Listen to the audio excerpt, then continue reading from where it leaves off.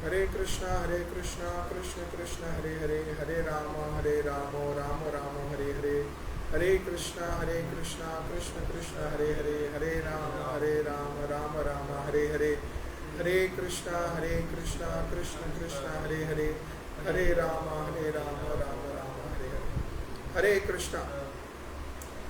आज के पवित्र रक्षाबंधन के इस तिथि में राखी पूर्णिमा महामहोत्सव और श्री बलराम देव के आविर्भाव तिथि में आप सभी को स्वागत है हमारे इस आज के क्लास में, जहाँ पे हम लोग सर्वोपरि परमेश्वर भगवान श्री कृष्ण के वरिष्ठ भ्राता बलदेव जी, जो अंतरंग भगवान के शक्ति हैं, उनका बहिर्प्रकाश हुआ आज ही के पवित्र दिन में। तो सबसे पहले कृष्ण के वरिष्ठ भ्राता बलदेव जी का जन्म हुआ और उसके बाद भगवान श्री कृष्ण आए अष्टम गर्भ। तो आज हम सभी बलराम जी के चरण में प्रार्थना विनती करते हैं कि उनके कृपा से हमारे भगवत भक्ति में जितने भी बाधाएं हैं सब कट जाए, सब दूर हो जाए और हमको भगवान के शुद्ध कृष्ण प्रेम प्राप्त हो। तो चलिए बलराम जी के चरण में प्रार्थना करते हुए आज के इस पवित्र राखी पूर्णिमा तिथि में परमेश्वर परम ब्रह्म भगवान श्री कृष्ण, राधा रानी और सर्वोपरि सभी गोपियों के सहित जो एक अद्भुत माधुर्य मंडित सुंदर दिव्य लीला हुआ था, वो लीला को आज हम लोग श्रवण करने वाले हैं, जिनके बारे में ज्यादातर लोग नहीं जानते हैं। श्री श्री राधा कृष्ण झूलन यात्रा महोत्सव। जय श्री श्री राधा कृष्ण झूलन यात्रा महोत्सव की जय। तो राधा कृष्ण के झूलन यात्रा महोत्सव के बारे में आज हम बताने वाले हैं। तो अभी हम दिव्य शास्त्र से कुछ गुरु रहस्य तत्वों के बारे में बताएंगे कि जहाँ पे भगवान श्री कृष्ण कैसे प्रेममयी भक्ति के माध्यम से सभी गोपियों के सहित दिव्य लीला को प्रदर्शित किए हैं और सर्वोपरि राधा रानी के भाव को इस जगत में प्रकाशित करने हेतु जो सुंदर सुंदर मधुर लीलाएं की हैं, अन्नतम उन सभी लीलाओं में सर्वोत्तम श्रेष्ठ है ये झूलन यात्रा उत्सव, जो कि ब्रज में बहुत ही प्रसिद्ध है। इस झूलन यात्रा को 7-8 दिन मनवाया जाता है बहुत ही भव्य तरीके से। एक एक दिन राधा कृष्ण के इस विजय विग्रह को निकाल के उनको बहुत ही सुंदर श्रृंगार करके भगवान को झूले में बिठाया जाता है और झूलन यात्रा उत्सव को पालन किया जाता है। तो विश्व के सभी बड़े बड़े राधा कृष्ण के मंदिरों में भी ये उत्सव पालन किया जाता है। तो अभी ज्यादातर लोग इस झूलन यात्रा उत्सव में रहते तो हैं, राधा कृष्ण को झूला तो झुलाते हैं, लेकिन ये उत्सव कब को पालित हुआ था, इसके पीछे रहस्य क्या है, इसके पीछे जो लीला महिमा कथा है वो क्या है, इस बारे में नहीं जानते। तो चलिए आज और समय का विलंब ना करते हुए हम आप सभी को आज बताने वाले हैं आनंद वृंदावन चंबू से, जहाँ पे इसके लेखक जो भगवान के दिव्य भाव को पूर्ण रूप से संबंधित किए हैं इस शास्त्र में। तो कवि कर्णपुर जो वर्णन करते हैं कि भगवान श्री कृष्ण राधा रानी सहित जो झूलन यात्रा महामहोत्सव किए थे वो क्या था, आज उसी रहस्य को हम आप सभी को प्रकाशित करने वाले हैं। इतना मधुर, इतना सुंदर, इतना भाव्य इस लीला आज हम बताने जा रहे हैं आप सभी को। बहुत ही ध्यान पूर्वक आप लोग श्रवण करने का प्रयास करें और कथा के मूल प्रारंभ में भगवान और श्रीमती राधा रानी के कुछ अंतरंग बहुत ही सुंदर मधुर लीला तत्वों के बारे में भी हम बताएंगे और संपूर्ण जो वर्णन है इस झूलन यात्रा महामहोत्सव का, इसके बारे में भी हम बताएंगे। तो चलिए हम लोग शुरुआत करते हैं जय राधा माधव कीर्तन से, फिर मंगलाचरण और उसके बाद हम प्रवेश करेंगे आज का जो मूल तत्व है झूलन यात्रा महामहोत्सव, इसके बारे में हम बताएंगे। जय राधा माधव जय कुंज विहारी, जय गोपी जन वल्लभ जय गिरिवरोधारी, जय गिरिवरोधारी, जय यशोदानंदन जय व्रजजनरंजन, जय यमुना तीरवनचारिणी, जय कुंज विहारी, जय यमुना तीरवनचारिणी, जय कुंज विहारी, जय राधा माधव जय कुंज विहारी। हरे कृष्णा कृष्ण कृष्ण हरे हरे, हरे राम राम राम हरे हरे, हरे कृष्णा कृष्ण कृष्ण कृष्ण हरे हरे, हरे राम राम राम हरे हरे, जय राधा माधव राधे, जय राधा माधव सुंदर राधा राधे, राधा गिरिधारी राधा गिरिधारी राधे, जय गिरिराज जय गोवर्धन गिरिराज जय गोवर्धन, जय जय प्रभुपाद गुरुदेव प्रभुपाद, जय गुरुदेव निताय गौर हरि बोल हरि बोल हरि बोल गौर हरि बोल। गौर प्रेमानंदे हरि हरि ज्ञानतिमिरन्धस्य ज्ञानाञ्जन शलाकया चक्षुरुन्मिलितं येन तस्मै श्रीगुरवे नमः। श्रीचैतन्यमनोभीष्टं स्थापितं येन भूतले स्वयं रूप कदा मह्यं ददाति शपदान्तिकं, वन्देऽहं श्रीगुरो श्रीयुतपदकमलं श्रीगुरुं वैष्णवांश्च, श्रीरूपं साग्रजातं सहगण रघुनाथान्वितं तं सजीवं स्वाद्वैतं स्वावधूतं परिजनसहितं श्रीकृष्णचैतन्यदेवं श्रीराधा कृष्णपादान् सहगण ललिता श्रीशाखान्वितांश्च। हे कृष्ण करुणा सिंधु दीनबंधु जगत्पते गोपेश गोपिकान्त राधाकान्त नमोस्तुते। तप्त कांचन गौरांगी श्रीराधे वृंदावनेश्वरी वृषभानुसुते देवी प्रणमामि प्रिये। श्रीलांचल निवासाय नित्याय परमात्मने वरभद्र सुभद्राभ्यां जगन्नाथाय ते नमः। आनंदमय लीला विग्रहाय हेमांग दिव्य छवि सुंदराय तस्मै श्री महाप्रेम रसप्रदाय चैतन्य चंद्राय नमो नमस्ते। नित्यानंद नमस्तुभ्यं प्रेमानंद प्रदायिने कलौ कल्मषनाशाय धन्यवादये नमः। जय श्री कृष्ण चैतन्य प्रभु नित्यानंद श्री अद्वैत गदाधर श्रीवासादि गौर भक्तवृंद। सभी दो हाथ उठा के हरे कृष्णा कृष्णा कृष्णा हरे हरे, हरे राम राम राम हरे हरे, हरे कृष्ण। तो सभी को स्वागत है आज के हमारे झूलन यात्रा स्पेशल। आज राखी पूर्णिमा है। आज इस राखी पूर्णिमा में पवित्र तिथि है। आज ही के दिन कृष्ण के वरिष्ठ भ्राता बलराम जी का जन्म हुआ था।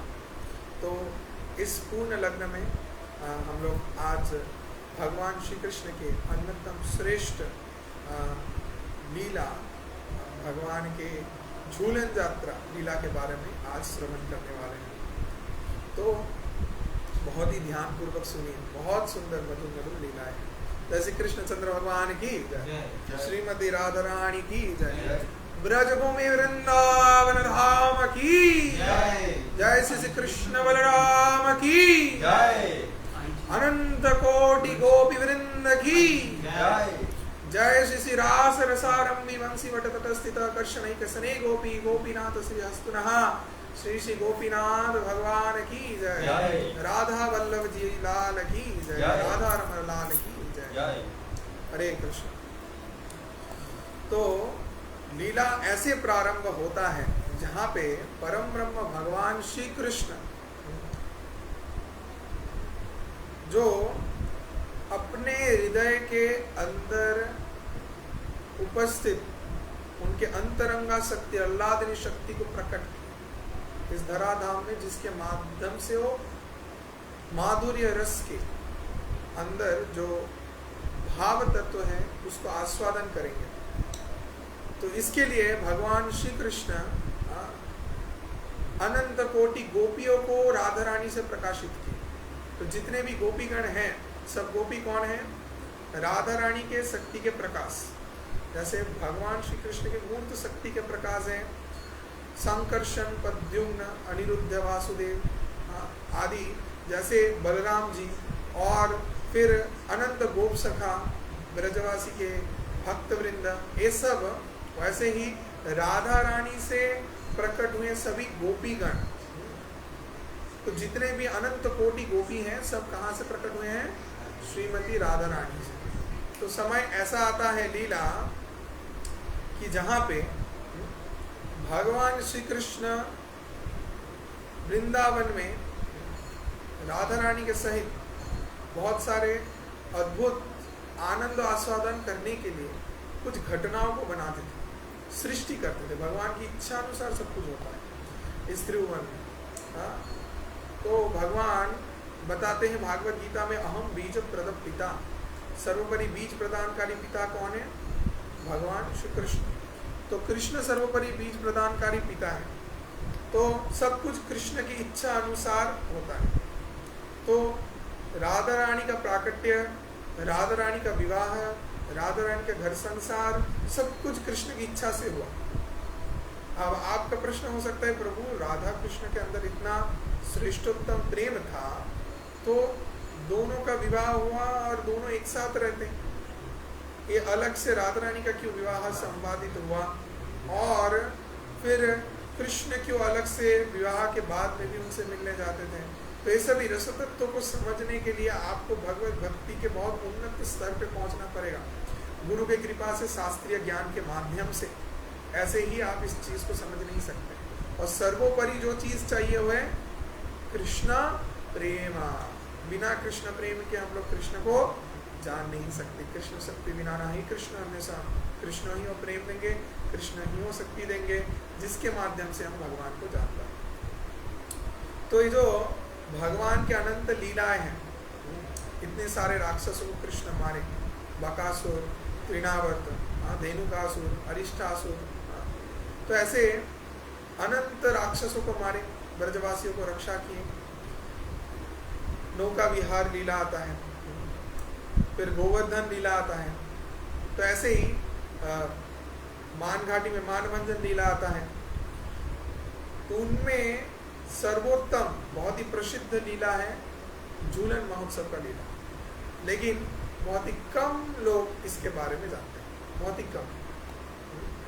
तो आज इसके बारे में हम बताने वाले हैं, इस तत्व के बारे में बताएंगे कि झूलन यात्रा महोत्सव क्यों मनाया जाता है, कैसे झूलन यात्रा महोत्सव सर्वप्रथम भगवान उद्यापन किए थे।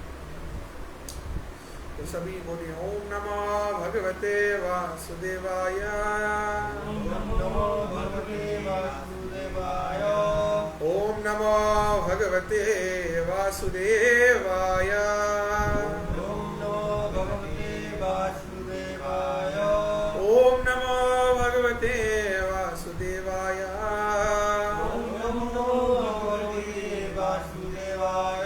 नारायणं नमस्कृत्यं नरं चैव नरोत्तमं देवीं सरस्वतीं व्यासं ततो जयमुदीरयेत्। नष्टप्रायेषु भद्रेषु नित्यं भागवत सेवया भगवती उत्तमं श्लोकैर्भक्तिर्भवति नैष्टकी। कृष्णाय वासुदेवाय देवकी नंदनाय च नंद गोप कुमाराय गोविंदाय नमो नमः। हरे कृष्ण। तो ये झूलन यात्रा महोत्सव, इसका मूल रूप वर्णन विभिन्न स्थानों में संक्षिप्त रूप में पाया जाता है। बहुत ही विस्तारित वर्णन सिर्फ एक ही जगह में है। बाकी विभिन्न जगहों में कृष्ण के लीलाओं में बताया गया है कि श्रावण महीने में भगवान श्री कृष्ण का एक झूलन उत्सव को पालन किया जाता है। हरियाली तेज आता है, उसके बाद ये उत्सव होता है। तो बहुत विस्तारित कुछ बताया नहीं गया है, सिर्फ एक ही शास्त्र में इस लीला का वर्णन किया गया है, जो किए हैं कौन? कवि कर्णपुर। तो आज उसके बारे में हम बताएंगे। तो ऐसे कहीं पे कथा आता है कि ब्रज में श्रीमती राधा रानी, उनका विवाह हो चुका था। अब वो विवाहित होके अपने ससुराल में रहती थी। तो ऐसे समय में उनका बहुत मन करता था अपने मायके, अपने माँ के घर पे जाने का, अपने माता पिता भाई को देखने के लिए बहुत उनका मन करता था। लेकिन राधा रानी जितने भी प्रयास चाहती थी, हर बार जटिला और कुटिला क्या करते थे? वो सभी इच्छाओं को फिर से तोड़ देते थे, जाने नहीं देते थे। क्यों? क्योंकि वो लोग बोलते थे कि नहीं, तुमको यहाँ पे ही रहना है, हाँ, और तुमको घर का काम करना है और तुम कहीं नहीं जा सकती। तो जटिला कुटिला के मन में हर समय दंड रहता था, कुछ ना कुछ। तो लोग कभी भी शांति से राधा रानी को अपने गृह में जाने के लिए, अपने घर पे, माँ के घर पे जाने के लिए, बरसाना में जाने के लिए मौका नहीं देते थे। तो क्या हुआ, एक समय राधा रानी बहुत प्रार्थना की। तो बहुत प्रार्थना की थी। तो प्रार्थना करने के बाद जटिला बोली कि देखो, अगर तुम्हारे घर से कोई तुमको लेने आता है तब तुम जाओ। तो तब राधा रानी अपने सेविका से खबर भेजी बरसाना में कि मेरे माता पिता को खबर दो कि हम जाना चाहते हैं, तो मेरे भाई को, श्रीराम को भेजो। श्रीराम से कहा कि तो श्रीराम को भेजो, श्रीराम अगर आएगा तो तब हम श्रीराम के साथ क्या करेंगे? जाएंगे। कहाँ पे? अपने माँ के पास, माता पिता के पास बरसाने। तो तब राधा रानी एक दिन बहुत अपेक्षा करने लगी, चिंता में थी कि आज तो श्रीराम को आना है। तो अपेक्षा में थी, लेकिन फिर भी श्रीराम आया नहीं। तो श्रीराम नहीं आया तो इसलिए राधा रानी बहुत रोने लगी, बहुत क्रंदन करने लगी कि ये क्या हुआ, मेरा भाई मुझे लेने नहीं आया है, मेरा भाई मुझे भूल गया है श्रीराम। मेरे माता पिता वो कैसे हमको भूल सकते हैं? तो हमको शादी दे दी, इसके बाद हमको भूल ही गए, हाँ, हमारे साथ कोई संपर्क और कुछ नहीं रहा। तो ऐसे चिंता में थे। तो फिर ऐसे अवस्था में तब क्या हुआ कि राधा रानी बहुत क्रंदन करने लगी, बहुत रोने लगी कि हमको सब भूल गए, सब पराया सोच लिए। तो तब एक जन उन्हीं के ससुराल के वहाँ से उनके घर बरसाना की ओर जा रहे थे। तो तब उनको राधा रानी बोली कि देखो, तुम मेरे घर के वहाँ पे जा रहे हो, तो तुम कृपा करके मेरे माता पिता से पूछना, क्या उनको हमारा याद नहीं आता है? क्या वो भूल गए? और श्रीराम का आने का बात था, जो श्रीराम मेरे को लेके जाता, लेकिन श्रीराम भी नहीं आया। तो इस बात को सुन के वो व्यक्ति राधा रानी के माता पिता को, विश्वभानुदेव और कीर्तिदा सुंदरी, हाँ, उन दोनों को बताएं कि राधा रानी आने के लिए अपेक्षा कर रही है, लेकिन श्रीराम नहीं गया है। तो इसको सुन के तत्क्षणा उनके माता पिता श्रीराम को भेजे कि जाओ, राधा रानी आना चाहती है, तो राधा रानी को लेके आओ। और राधा रानी के माता, क्या नाम है उनका? कीर्तिदा सुंदरी। तो कीर्तिदा सुंदरी, उन्होंने क्या किया, बहुत सारे सुंदर सुंदर उपहार श्रीराम के हाथ से भेजे। बोले कि जाके जटिला को देना, तो जटिला को अगर गिफ्ट दोगे तभी वो राधा रानी को छोड़ेगी, नहीं तो नहीं छोड़ेगी। तो ऐसा था कि जटिला हर समय मंद बुद्धि रखती थी।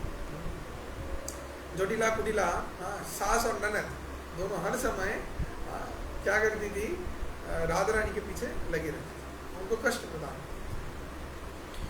तो अभी श्री राम नहीं आ रहा है, बहुत देर हो रहा है आते। तो राधा रानी द्वार पे बाहर जाके अपेक्षा कर रही है, किसका? श्री राम का। श्री राम का अपेक्षा करते करते करते करते राधा रानी वहाँ पे बैठे रोने लगी। अब इतने में देखी कि दूर से श्री राम आ रहा है। अब श्री राम के देख के तत्क्षणात राधा रानी जाके श्री राम को आलिंगन की, और श्री राम भी राधा रानी को आलिंगन करके दोनों रोने लगे प्रेम से, भाई और बहन। आज जैसे रक्षाबंधन है, भाई बहनों का एक बहुत अच्छा सुंदर मधुर संपर्क रहता है, तो ऐसे ही राधा रानी और राधा रानी का भाई का नाम श्री राम। श्री राम, सुदाम, वसुदाम, स्वरूप कृष्ण आदि ये सब कृष्ण के सखाए थे। तो श्री राम तब राधा रानी को आलिंगन करके जोर जोर से रोने लगे। और फिर क्या हुआ कि वहाँ पे राधा रानी श्री राम को बोलने लगी, ये तुम हमको भूल गए थे क्या? तुम आ क्यों नहीं रहे थे? तो चलो अभी हमको लेके चलो। तो तब श्री राम बोले कि देखो हम आए हैं, हम आपको लेके जाएंगे, लेकिन जोटिला से तो अनुमति चाहिए, परमिशन चाहिए। तभी जोटिला के पास हाथ जोड़ के श्री राम गए, और श्री राम जाके क्या किए? श्री राम जाके फिर पूछने लगे, किससे? जोटिला से, कृपा करके राधा रानी को जाने का अनुमति दी। बोले हाँ। जोटिला तुरंत क्रोधित हो गई, राधा रानी जाएगी ससुराल छोड़ के मायके अपने माँ के पास? नहीं, ऐसा तो नहीं होगा। ये कौन बोला है तुमको? तुम कहाँ से सुना है? तो बोले नहीं, राधा रानी तो चाहती है, राधा रानी इतना रोनी है, इतना प्रार्थना कर रही है। बोले नहीं, राधा रानी नहीं जा सकती, बहुत घर का काम पड़ा हुआ है, घर का इतना सारा काम है, घर का काम कौन देखेगा? घर का काम करना पड़ेगा, तो राधा रानी घर पे ही यहाँ पे रहेगी ससुराल। तो फिर जोटिला बोलने लगी कि देखो तुम इतना अनुरोध मत करो राधा रानी को यहाँ से तुम्हारे घर पे लेके जाने के लिए। तो सीधा हाथ जोड़ के फिर से विनती किया कि कृपा करके मेरी बहन को जाने दीजिए, कुछ दिन के लिए तो जा रही है, फिर चली आएगी। तो बोले नहीं, उसको जाने नहीं देंगे, और भी समस्या है, तुम छोटे हो, तुम नहीं जाओ। तो बोले और क्या समस्या है? बोले एक काला लड़का रहता है, बरसाने में एक काला लड़का रहता है, और उस लड़के से दूर रखने के लिए हम राधा रानी को यहाँ पे रखे, जैसे कृष्णचंद्र भगवान की। तो एक उस लड़के से दूर रखने के लिए हम बहुत प्रयास करते हैं, जिसके कारण हम राधा रानी को नहीं जा रहे। अब इतने में श्री राम क्या किया? माता कृतिका जितने भी उपहार भेजी थी, सब उपहार लेके जोटिला के हाथ में दे दी। और जब दी तो जोटिला बहुत खुश, अरे वाह, मेरे लिए इतना सुंदर सुंदर आभूषण, मेरे लिए इतना सुंदर सुंदर मिठाई, वस्त्र आदि ये सब भेजे हैं कृतिका माता। बोले कि हाँ, सब कुछ आपके लिए है, किसी को मत दीजिए। तो बोले बहुत अच्छा है, तो ठीक है, तो राधा रानी को लेके जाओ, बट कुछ ही दिन के अंदर तुमको चले आना है। तो तब श्री राम बोले कि ठीक है, हम कुछ ही दिन के अंदर ही चले आएंगे, तो कृपा पूर्वक राधा रानी को जाने दीजिए। तो राधा रानी को लेके फिर श्री राम अपने घर पे बरसाना में वो लोग गए। तो बरसाना में राधा रानी जब अपने माता पिता से मिले तो बहुत विनती किए, प्रार्थना किए, और वो लोग भी रोने लगे राधा रानी से मिलके, राधा रानी का सेवा करने लगे। तो इतने में झूलन उत्सव का समय आ गया था। तो राधा रानी को तब सभी गोपीगण मिलके झूले में बिठा के वो लोग झूला झूल रहे थे, आनंद आस्वादन कर रहे थे। लेकिन राधा रानी को आनंद नहीं मिल रहा था, हृदय से प्रसन्नता नहीं आ रहा था, और ना ही कोई गोपियों को। सब राधा रानी के सेविका हैं, सभी मिलके राधा रानी का सेवा कर रहे हैं, लेकिन फिर भी सब बोल रहे हैं हाँ ये झूला तो बहुत सूना सूना लग रहा है, खाली खाली लग रहा है, विनोद विपिन बिहारी के बिना। तो उनकी उपस्थिति से ही सब माधुर्य मंडित सुंदर रहता है। तो आज तो वो नहीं है, तो ऐसे बोल रहे थे, और राधा रानी का मन और भी क्या हो जा रहा था, विषन्न हो जा रहा था और दुखी हो जा रहा था, विषादग्रस्त अवस्था में चली जा रही थी राधा रानी। तो इतने में कृष्ण क्या किए, कृष्ण को पता चल गया कि राधा रानी आए हैं ब्रज में। उनको तोता पक्षी, शुक साड़ी, 2 पक्षी थी, तोता उड़ के कृष्ण को बता दिए थे कि राधा रानी आ चुकी है। तो अब कृष्ण क्या किए बताएंगे नहीं कि कृष्ण खुद साक्षात राधा रानी से मिलने जाए। तो कृष्ण क्या किए, एक वेश धारण किए, एक माता, एक ब्रजवासी माता का वेश धारण किए, और एक उनके रूप में, एक वृद्धा माता के रूप में चूड़ियाँ बहुत सारे एक पोटली में भर के लिए, और एक टोकरी में भर के चूड़ी ले ली, और हाथ के कंगन, बाला, चूड़ी, ये सब लेके गए, और जाके राधा रानी के जितने भी गोपीगण हैं उनको बेचने लगे। तो लोग बहुत सुंदर सुंदर चूड़ी देखे, चूड़ी खरीदने लगे, पहनने लगे। अब बोले, अरे तुम लोग आ रहे हो, सिर्फ तुम्हारे शिरोमणि राधा ठाकुरानी कहाँ है? तुम लोग जो मालकिन है उनको बुलाओ।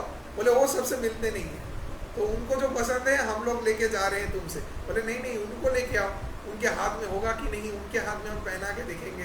तो बोले वो सबके हाथ से नहीं पहनते। तो बोले नहीं, उनसे एक बार पूछो।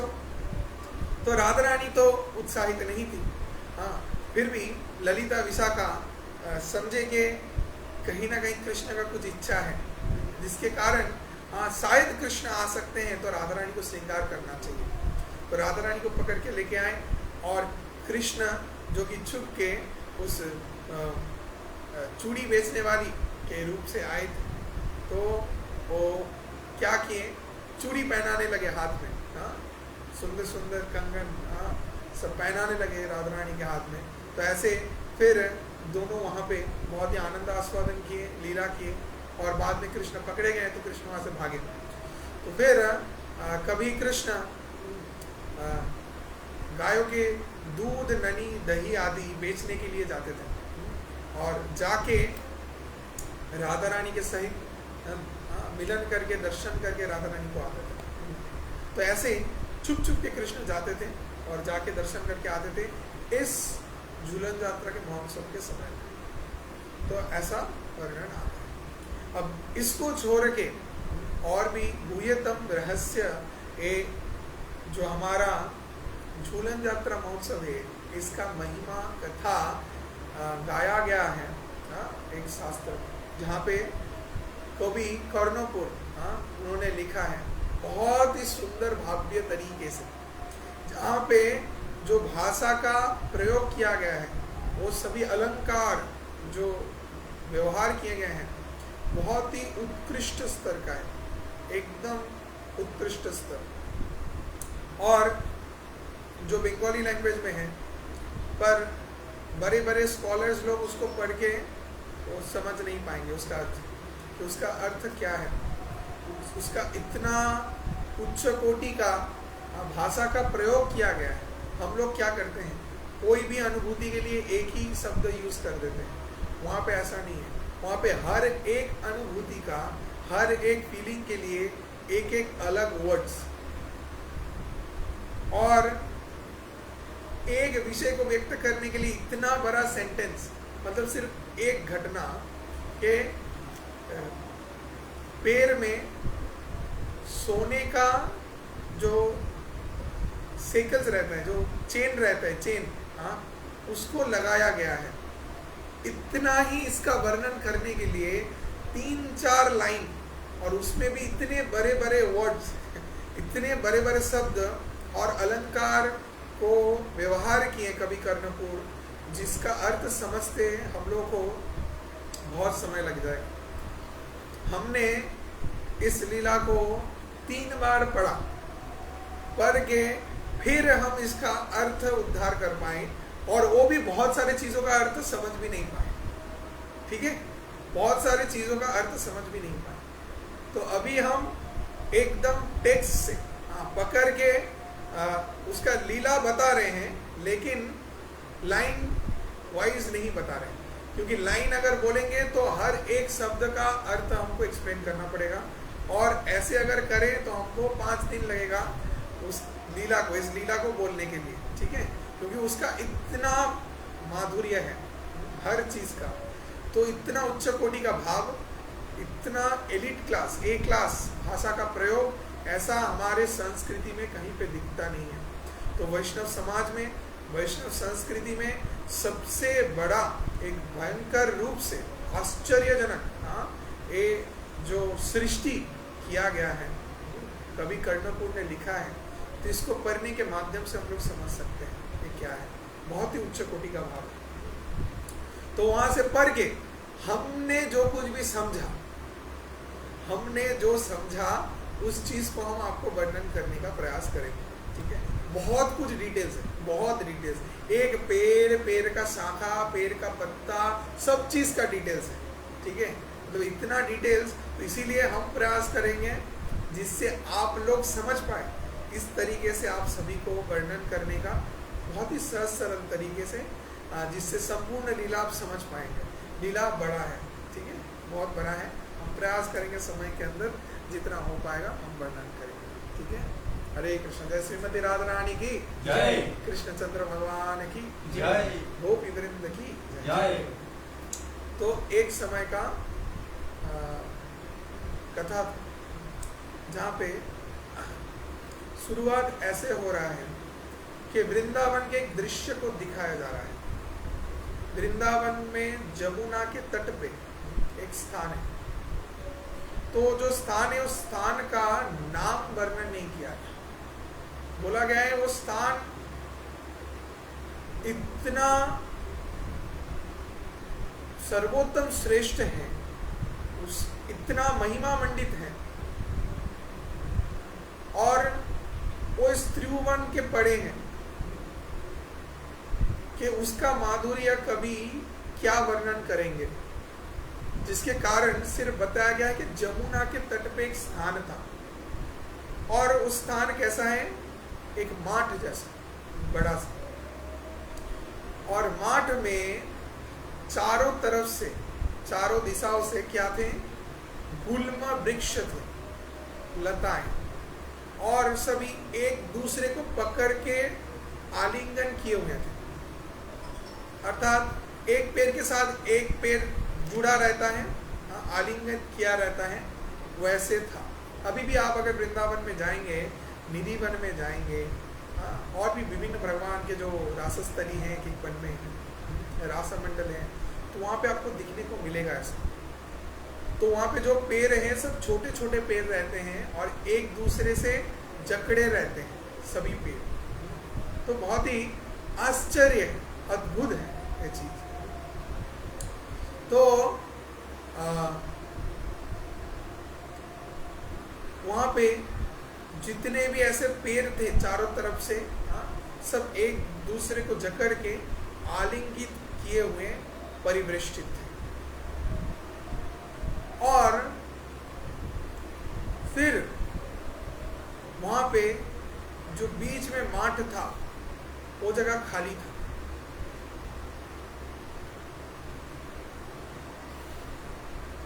तो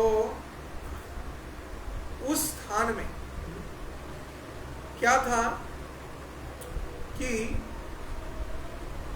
चारों दिशाओं में दूर दूर से बड़े बड़े वृक्ष थे, और इतने बड़े वृक्षों के अंदर चारों तरफ से फल, फूल, और पारिजात पुष्प के सुगंध मणिमंडित थे,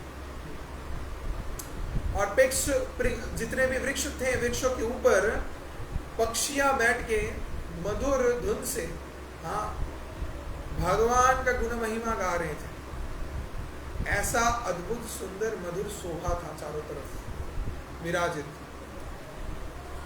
मधुर पवन चल रहा था, धीमे धीमे धीर पवन, और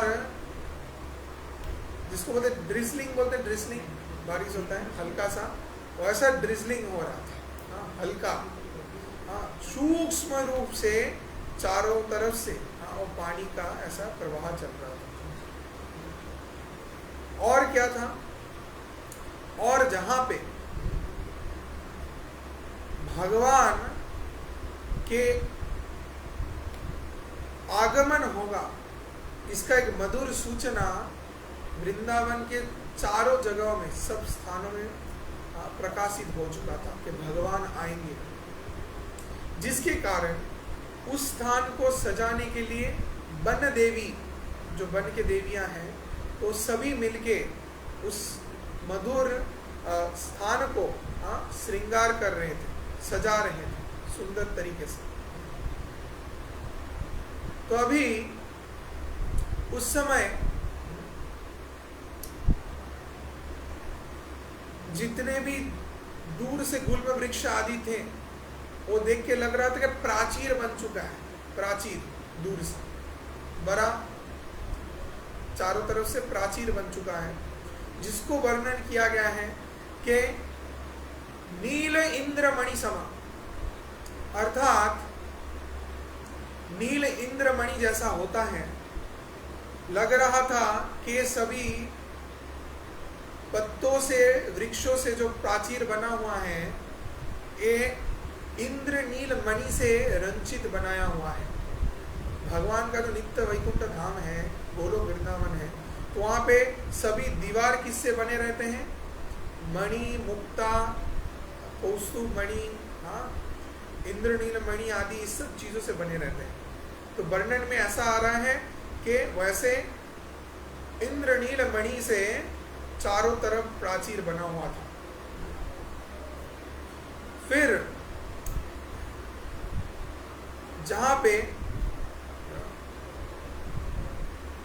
भगवान उपस्थित होंगे, उस स्थान खाली था बीच में, तो उस स्थान में क्या था कि वहां पे एक वेदी बनाया हुआ था, वेदी स्क्वायर, एक वेदी बनाया हुआ था।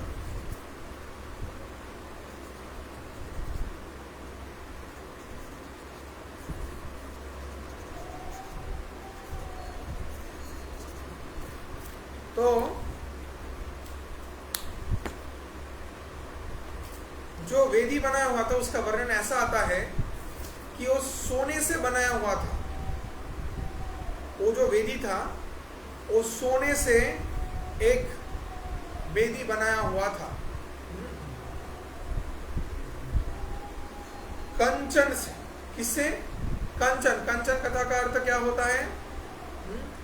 कंचन से वो वेदी बनाया हुआ था, सोने से वो वेदी बनाया हुआ था। अब उस वेदी के पास वर्णन ऐसा आता है, वेदी के चारों दिशाओं में 4 वृक्ष लगाए गए थे। सब याद रहेगा, 4 वृक्ष लगाए गए थे। क्या क्या वृक्ष?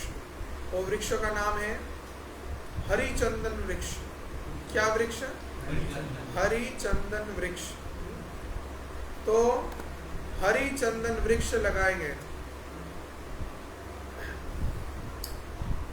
और इस हरिचंदन वृक्षों के ऊपर सोने का सिकल लगाया गया था, सोने का, लंबे लंबे, जिससे झूलन लगाए जाएंगे, ठीक है। और उससे एक पालंग लगाया गया था, पालंग, जो भी सोने से निर्मित था और मणि मुक्ता रंजित था।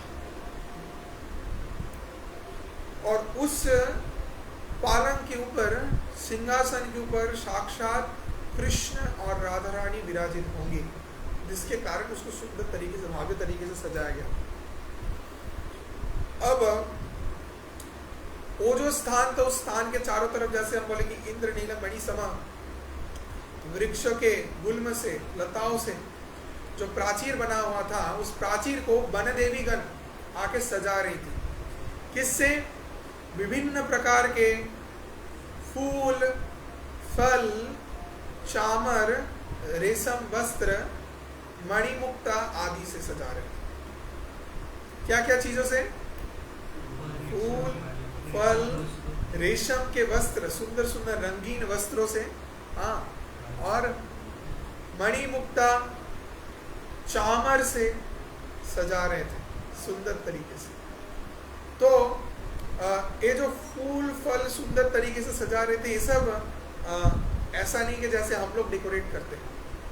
हम लोग जैसे देखने में मिलता है ना क्या, कि फल फूल को लाके हम लोग क्या करते हैं, रस्सी से टंगा देते हैं।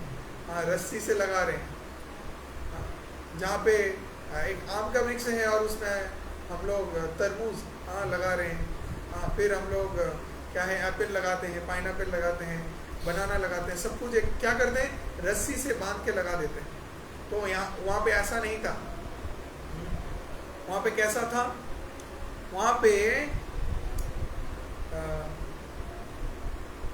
जो वन देवियाँ थी, वो लोग अपनी इच्छा मात्र से कुछ भी कर सकती थी, ठीक है, क्योंकि वो वन के देवी हैं।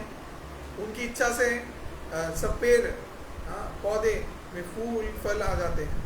तो लोग चाहे एक चुटकी में तत्क्षणात पेड़ में चारों तरफ से फूल और फूल भर गए और फल भर गए और सुगंध आने लगा।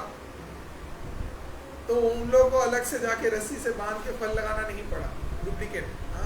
अभी तो ओरिजिनल भी नहीं लगाते, डुप्लीकेट लगाते हैं प्लास्टिक का। तो लेकिन उस समय कैसा था, चाहने मात्र ही तत्क्षणात क्या हुआ, सब फूल फल सब कुछ आ गया फिर। अब बीच में उस झूलन के स्थान को सजाने के लिए और भी सब युद्ध सेवक गण आ गए, अर्थात कुछ गोष्ठी थे। उस गोष्ठी में रह के सेवक वर्ग आए थे, जो लोग सेवा कर रहे थे। क्या सेवा कर रहे थे, उस स्थान को सजा रहे थे सुंदर तरीके से। तो लोग क्या करने लगे, उस स्थान में भगवान जहाँ पे बैठेंगे वहाँ पे चारों तरफ कौस्तुभ और कुमकुम चारों तरफ लेपन करने लगे, सुगंध लेपन करने लगे। और इतने में वहाँ पे सभी एक एक करके पक्षियाँ आने लगी और सभी पक्षियाँ आके उस स्थान में बैठ गए। सब अपना अपना जगह ले लिए, भर भर के पक्षियाँ चारों तरफ से आए और बैठ गए। सब कृष्ण का नाम गा रहे हैं, कृष्ण प्रेममयी राधा, राधा प्रेममयो हरि,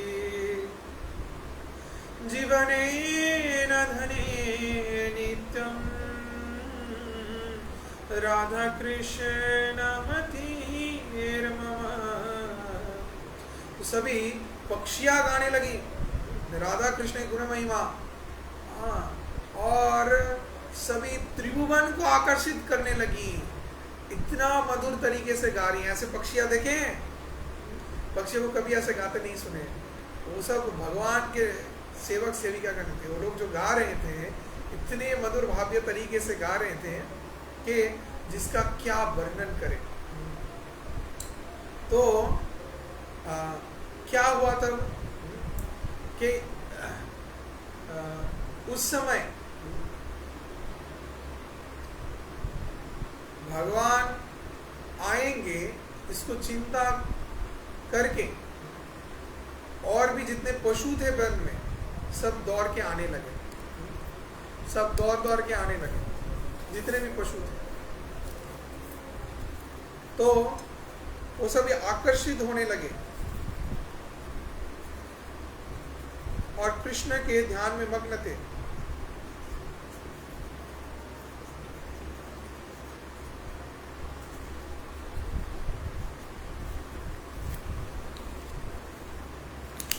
चिंता करने लगे, हे कृष्ण, हे यदुपति, हे माधव, हे मुकुंद।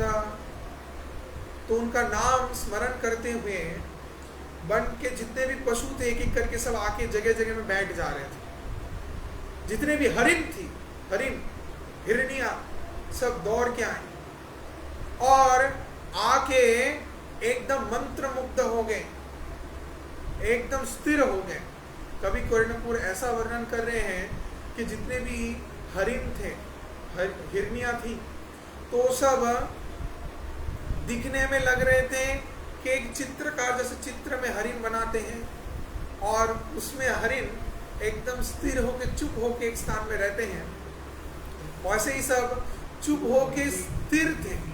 हाँ, सब चुप होके स्थिर थे, कोई भी हिल नहीं रहे थे। क्यों? क्योंकि सब अपेक्षा कर रहे थे किसका? कृष्ण का, राधा रानी का, उनको दर्शन करने। झूलन यात्रा उत्सव होगा, इस आनंद में सभी मंत्र मुग्ध होकर स्थिर हो गए थे। तो जो चंचल है, हरिण कितना चंचल है, वो लोग भी एकदम चुपचाप शांत हो गए, धीर हो गए। फिर हरिण के पास में बैठने आ गए कौन? बाघ, श्रृगाल, हाँ शेर आ गए, हरिण के पास आके बैठ गए। सिंह आ गए। तो देखो ये सिंह जो है, ये सिंह बाघ सब हरिण का शत्रु है, लेकिन सब एक साथ मिलके चुपचाप जोट होके क्या कर रहे थे? बैठे हुए थे, भगवान का गुण महिमा सुन रहे थे और दर्शन के लिए लालायित थे। किसको दर्शन के लिए? राधा कृष्ण और गोपियों को। समझ रहे हैं? ये होता है भाव जो पशु लोगों के अंदर है और आज के समय में मनुष्य के अंदर नहीं है। मनुष्य धीर होकर भगवान का लीला कथा श्रवण करेंगे, इतना उनके अंदर हाँ भाव नहीं है। और जहां पे क्या कर रहे थे, वहां पे पशु लोग, जितने भी पशु थे, तो पशु सभी आकर्षित हो गए, पागल हो गए थे। किसके लिए?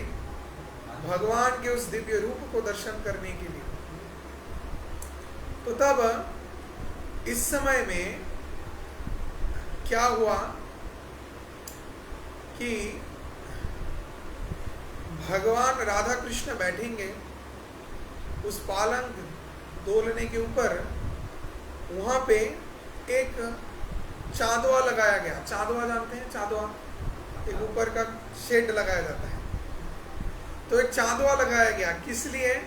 क्योंकि मधुर चंद्रिमा का जो तेज आएगा, मधुर चंद्रिमा का जो तेज आएगा, उससे एक शीतलता आता है, शरीर ठंडा हो जाता है। सूतिंग जैसे सूरज का किरण, उसका जो तेज आता है, इससे शरीर गर्म हो जाता है, हाँ हमको गर्मी लगता है। लेकिन जो मधुर शीतलता चंद्रमा से आता है, उस शीतलता को भी और मधुर करने के लिए और ठंडा करने के लिए एक क्या किए? चांदवा लगाया गया। अब वो जो चांदवा था, वो चांदवा किस चीज का था, उसका वर्णन कवि कर्णपुर कर रहे हैं। इतने सुंदर सुंदर उत्कृष्ट भाष्य किए हैं, अलंकार शब्दों का प्रयोग किए हैं, जिसके माध्यम से वर्णन कर रहे हैं कि वो कांचन से बना हुआ था, सोने से बनाया हुआ चांदवा था, पूरा सोने से बनाया हुआ, जो उस स्थान के समान पैर के ऊपर लगाया गया चारों तरफ से। और वो दिखने में इतना सुंदर लग रहा था कि उसके ऊपर जब चंद्रमा का किरण प्रकाशित हो रहा था, तो उसका रूप और भी मधुर होने लगा। और वो दिखने में ऐसा लग रहा है कि जैसे कोई दिक लक्ष्मी शायद वृंदावन धाम को आके प्रणाम किया हो और प्रणाम करते हुए उनके आंचल से सोने का आभूषण गिर गया हो जमीन में। हरी बोल। ऐसा लग रहा था कि आसमान से वो लोग प्रणाम किए हैं और उनके गले के आभूषण और आंचल के आभूषण गिर गए हैं और जो नक्षत्र के जैसे झलमल झलमल कर रहे हैं आसमान। ऐसा रूप उस चांदवा से प्रकाशित हो रहा था। सोचिए, मतलब कितना निपुण, कितना डिटेल्स में इसका वर्णन किया है, हर चीज का वर्णन किया गया। तो वो जो चांदवा था ऊपर सोने से रंजित, तो उससे चंद्रमा का किरण जमीन में पड़ रहा था। तो चंद्रमा का किरण चांदवा के ऊपर पड़ रहा था और चांदवा से जमीन में पड़ रहा था। तो जमीन में उसका किरण जब पड़ रहा था तो दिखने में कैसा लग रहा था कि जैसे चावल के दाने, क्या चावल के छोटे छोटे दाने जमीन में गिरे पड़े हुए हैं। हम लोग अनुभूति कर पा रहे हैं, ऐसे फील कर पा रहे, दर्शन कर पा रहे हैं कि झूलन है, उसके ऊपर ऐसा चांदवा लगा हुआ है सोने का, ब्रजमंडल में यमुना के तट पे। कभी कर्णपुर इतने प्रेमाविष्ट हुए कि साक्षात उस लीला स्थली में उपस्थित हो गए, और जो भी वो दर्शन कर रहे हैं, जैसे दर्शन कर रहे हैं वैसे वो लिखने लगे, हरि बोल। तो उस रूप का ही वर्णन हम सभी को मिला। तो चांदवा से जो मधुर चंद्रिमा का किरण जमीन में पड़ रहा था तो दिखने में कैसा लग रहा था, चावल के दाने के जैसे, जैसे जमीन में गिरे हुए हैं। अब वर्णन और भी मधुर आता है, कैसा कि चावल के दाने के समान जो जमीन में गिरे हुए थे चंद्रमा के किरण, अब इसको देख के हरिण जो थे वो सोचने लगे कि चावल गिरा है, तो लोग आके खाने जा रहे हैं और उनके मुंह पे मिट्टी लग जा रहा है और घर्षण होने के लिए उनके मुंह पे दर्द हो रहा है। कवि कर्णपुर ऐसे लिखे कि चंद्रमा के किरण दिखने में चांदवा से ऐसे लग रहे थे कि जमीन में चावल का दाना गिरा है, और चावल का दाना सोच के हरिण, हरिणी सब आके उसको खाने लगे, लेकिन वहां पे तो चावल का दाना नहीं था, तो इसीलिए उनके मुंह पे बार बार लग रहा था। तो फिर वो लोग इधर उधर देख रहे थे कि कौन उनको देख रहा है। तो ऐसा मधुर एक अद्भुत सुंदर वातावरण सृष्टि हुआ। तो अभी भी कोई भी गोपी नहीं आए हैं, यहाँ पे कोई भी गोपी अभी तक नहीं है, ठीक है। अभी तक कौन संपादित कर रहे हैं सब कुछ, बन देवीगण, बन देवीगण संपादित कर रहे हैं। अब इतने में पौर्णमासी देवी, पौर्णमासी देवी जो कि योग माया है, जो सभी लीला को संपादित करते हैं वृंदावन में। तो पौर्णमासी देवी की इच्छा से वहां पे तब क्या हुआ, क्योंकि पौर्णमासी देवी सब कुछ अरेंज कर रही है, अब वही किसी को एंट्री देगी किसी को नहीं देगी, सब उनके हाथ में है। क्योंकि वीवीआईपी जो व्यक्ति लोग हैं उन्हीं लोगों को वहाँ पे एंट्री मिलेगा, सबके लिए नहीं।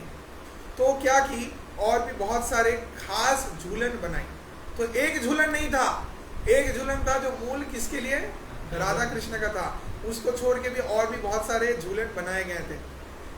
तो वो सब झूला किसके लिए था, जो लोग एक एक जुत के जो मूल हेड रहेंगे, मतलब गोपियों का टीम रहता था, बहुत सारे अनंत गोपी आएंगे, तो सभी गोपी का एक एक टीम रहेगा और टीम के जो लीडर रहेंगे उनके लिए बैठने के लिए एक एक झूला बनाया गया था।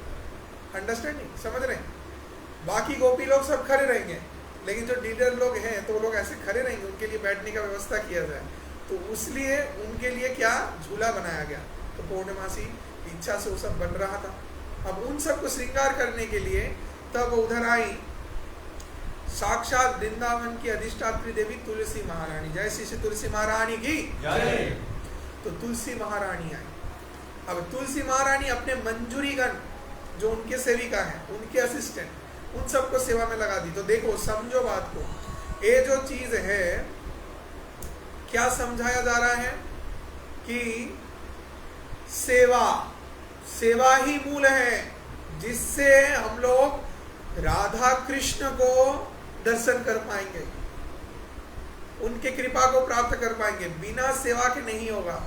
देखो यहाँ पे कवि कर्णपुर शुरुआत से दिखा रहे हैं, सभी सेवा कर रहे हैं। यमुना सेवा कर रही है, पक्षियां सेवा कर रही है, वन देवी सेवा कर रही है, अभी आएंगे फिर दिक लक्ष्मीगण सेवा करेंगी, मंजूरीगण, तुलसी महारानी, पौर्णमासी देवी, सभी सेवा कर रहे हैं। फिर गोपीगण आएंगे, वो लोग भी सेवा करेंगी, फिर राधा रानी सेवा करेंगी। तो बिना सेवा के कुछ नहीं होगा, इसको समझो। अगर सेवा करेंगे तब कृष्ण के मन को जीत सकते हैं। किसका सेवा? गुरु कृष्ण का सेवा। सिर्फ कृष्ण का सेवा करने से ही नहीं चलेगा, गुरु का सेवा करना पड़ेगा। और सिर्फ गुरु का ही सेवा करने से नहीं चलेगा, कृष्ण का भी सेवा करना पड़ेगा। क्योंकि गुरु कृष्ण दोनों पैरेलल हैं, एकदम साथ साथ चलेंगे। जैसे रेल का पटरी होता है, हाँ, एक पटरी में रह के ट्रेन चलेगा नहीं, दोनों पटरी में रेल चलता है। तो ऐसे एक है गुरु और एक है कृष्ण, तो दोनों का सेवा करना पड़ेगा, तब जाके क्या होगा, हम लोग भक्ति में आगे बढ़ पाएंगे और कृष्ण प्रेम को प्राप्त कर पाएंगे रियल डेस्टिनेशन में जाके। तो यहाँ पर देखिए पूर्ण रूप से दिखाया जा रहा है, दर्शाया जा रहा है क्या? लीला को सेवा के माध्यम से, कि बिना सेवा से हम लोग कभी भी उस लीला में प्रवेश नहीं कर पाएंगे। ठीक है, तो क्या चल रहा था कि तुलसी महारानी आई। तुलसी महारानी अपनी जितने भी सेविका है मंजूरीगण सबको बनी आई, तुम यहाँ श्रृंगार करो, इस झूला को सजाओ, उस झूला को सजाओ, अनंत जितने भी मंजूरी वर्ग आए तो सभी मिलके सजाने लगे। अब धीरे धीरे एक एक करके गोपियों का टीम, वो लोग सिद्धांत लगे कि वो लोग आएंगे। तो अभी तक वो लोग आए नहीं, वो लोग अभी श्रृंगार कर रहे हैं, हरि बोल। तो उनके श्रृंगार का वर्णन है।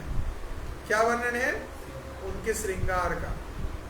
अब गोपीगण बहुत प्रसन्न है, प्रसन्न होके गोपीगण अभी सुंदर सुंदर वस्त्र धारण कर रहे हैं कि प्रियाव्रतम साक्षात उपस्थित रहेंगे, साक्षात वृंदावन विपिन बिहारी कृष्ण उपस्थित रहेंगे। तो कृष्ण को आकर्षित करने के लिए हमको सजना है। तो कैसे सजेंगे कि सिर्फ और सिर्फ कृष्ण मेरे तरफ देखेंगे और किसी के भी तरफ नहीं, ऐसा सज के जाएंगे। क्योंकि मन में सबका चिंता क्या था कि कहीं ना कहीं राधा रानी आने वाली है, तो कृष्ण तो राधा रानी की ओर देखेंगे, पर नहीं, क्या करना है कि राधा रानी के तरफ बिल्कुल ना देखे, सिर्फ और सिर्फ मेरे तरफ देखे, ऐसा श्रृंगार करके जाएंगे। तो सब गोपीगण सुंदर तरीके से सजने लगी। अब इसका वर्णन वृंदावन आनंद चंपू में इतना सुंदर तरीके से बताया गया है कि हम आपको क्या बताएं। अभी सब वर्णन हम आप लोगों को नहीं करने वाले, क्योंकि बहुत सारा विषय है, बहुत उच्च कोटि का भाव है, और गोपियों को समझना हम सभी का बस का बात नहीं है। जब हम लोग समझ जाएंगे गोपीगण कौन है, तो तभी हम लोग का वृंदावन में वास हो जाएगा। तब हम लोग का कृष्ण प्राप्ति हो जाएगा। तो कुछ वर्णन हम कर रहे हैं। तो बताया गया है गोपीगण घाघरा पहनने लगी, घाघरा जो चरण तक आ रहे हैं, तो एंकल, तो चरण के उनके एंकल के पास तक आ रहे थे। तो वहां पे रंगीन कलर के रेशम के वस्त्र से वो सजाए हुए थे, घाघरा का नीचे का। और गोपीगण अपने गले में सुंदर सुंदर माला धारण किए हुए थे। किसके लिए? कृष्ण के लिए। अपने सर पे, केश में सुंदर सुगंधित तेल लगाए और मालती पुष्प से सज्जित गजरा लगाए और भी विभिन्न प्रकार के फूलों से श्रृंगार किए। हम लोग जैसे मायापुर में देखेंगे राधा माधव अष्टसखी को सजाया जाता है, विभिन्न प्रकार के फूलों का माला, फूलों का कान का बाली, फूलों का पूरा अलंकार रहता है, फूलों का ड्रेस रहता है, फ्लावर ड्रेस, वैसे सब सज रहे थे। फिर गोपीगण नैन में काजल लगाए एकदम अद्भुत तरीके से कि कृष्ण को आकर्षित करेंगे। अब देखिए ये जो गोपीगण का भाव है, ये भाव अलग है।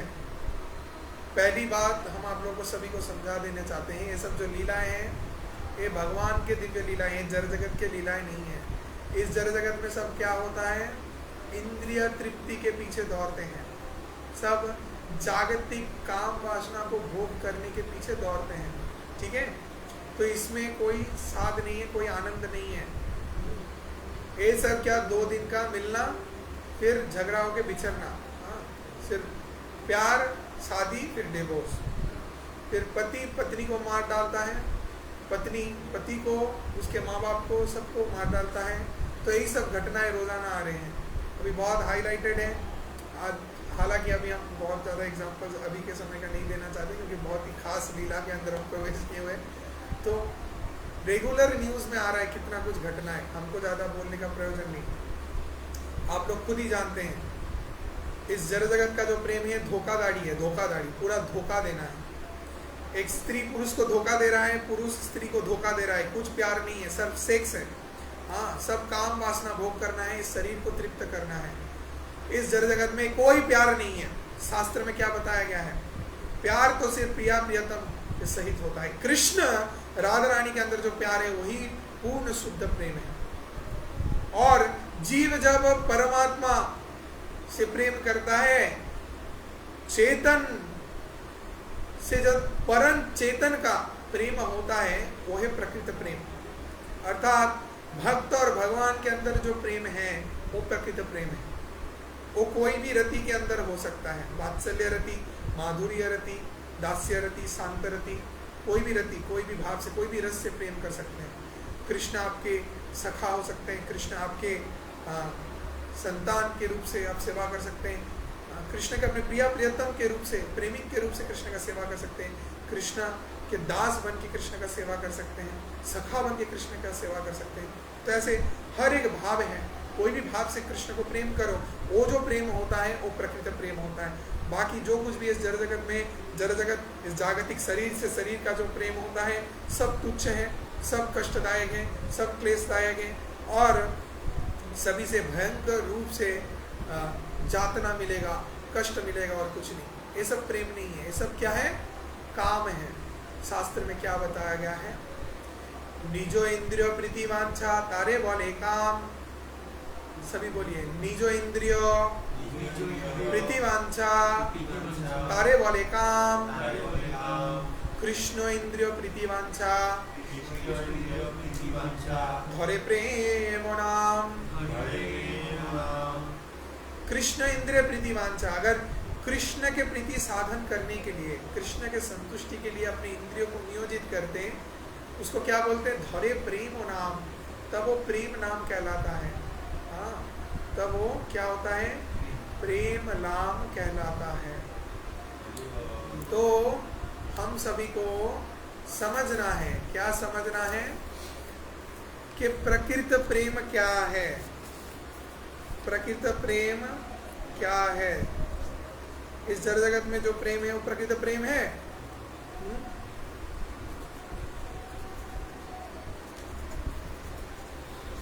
प्रकृत प्रेम क्या है? हाँ,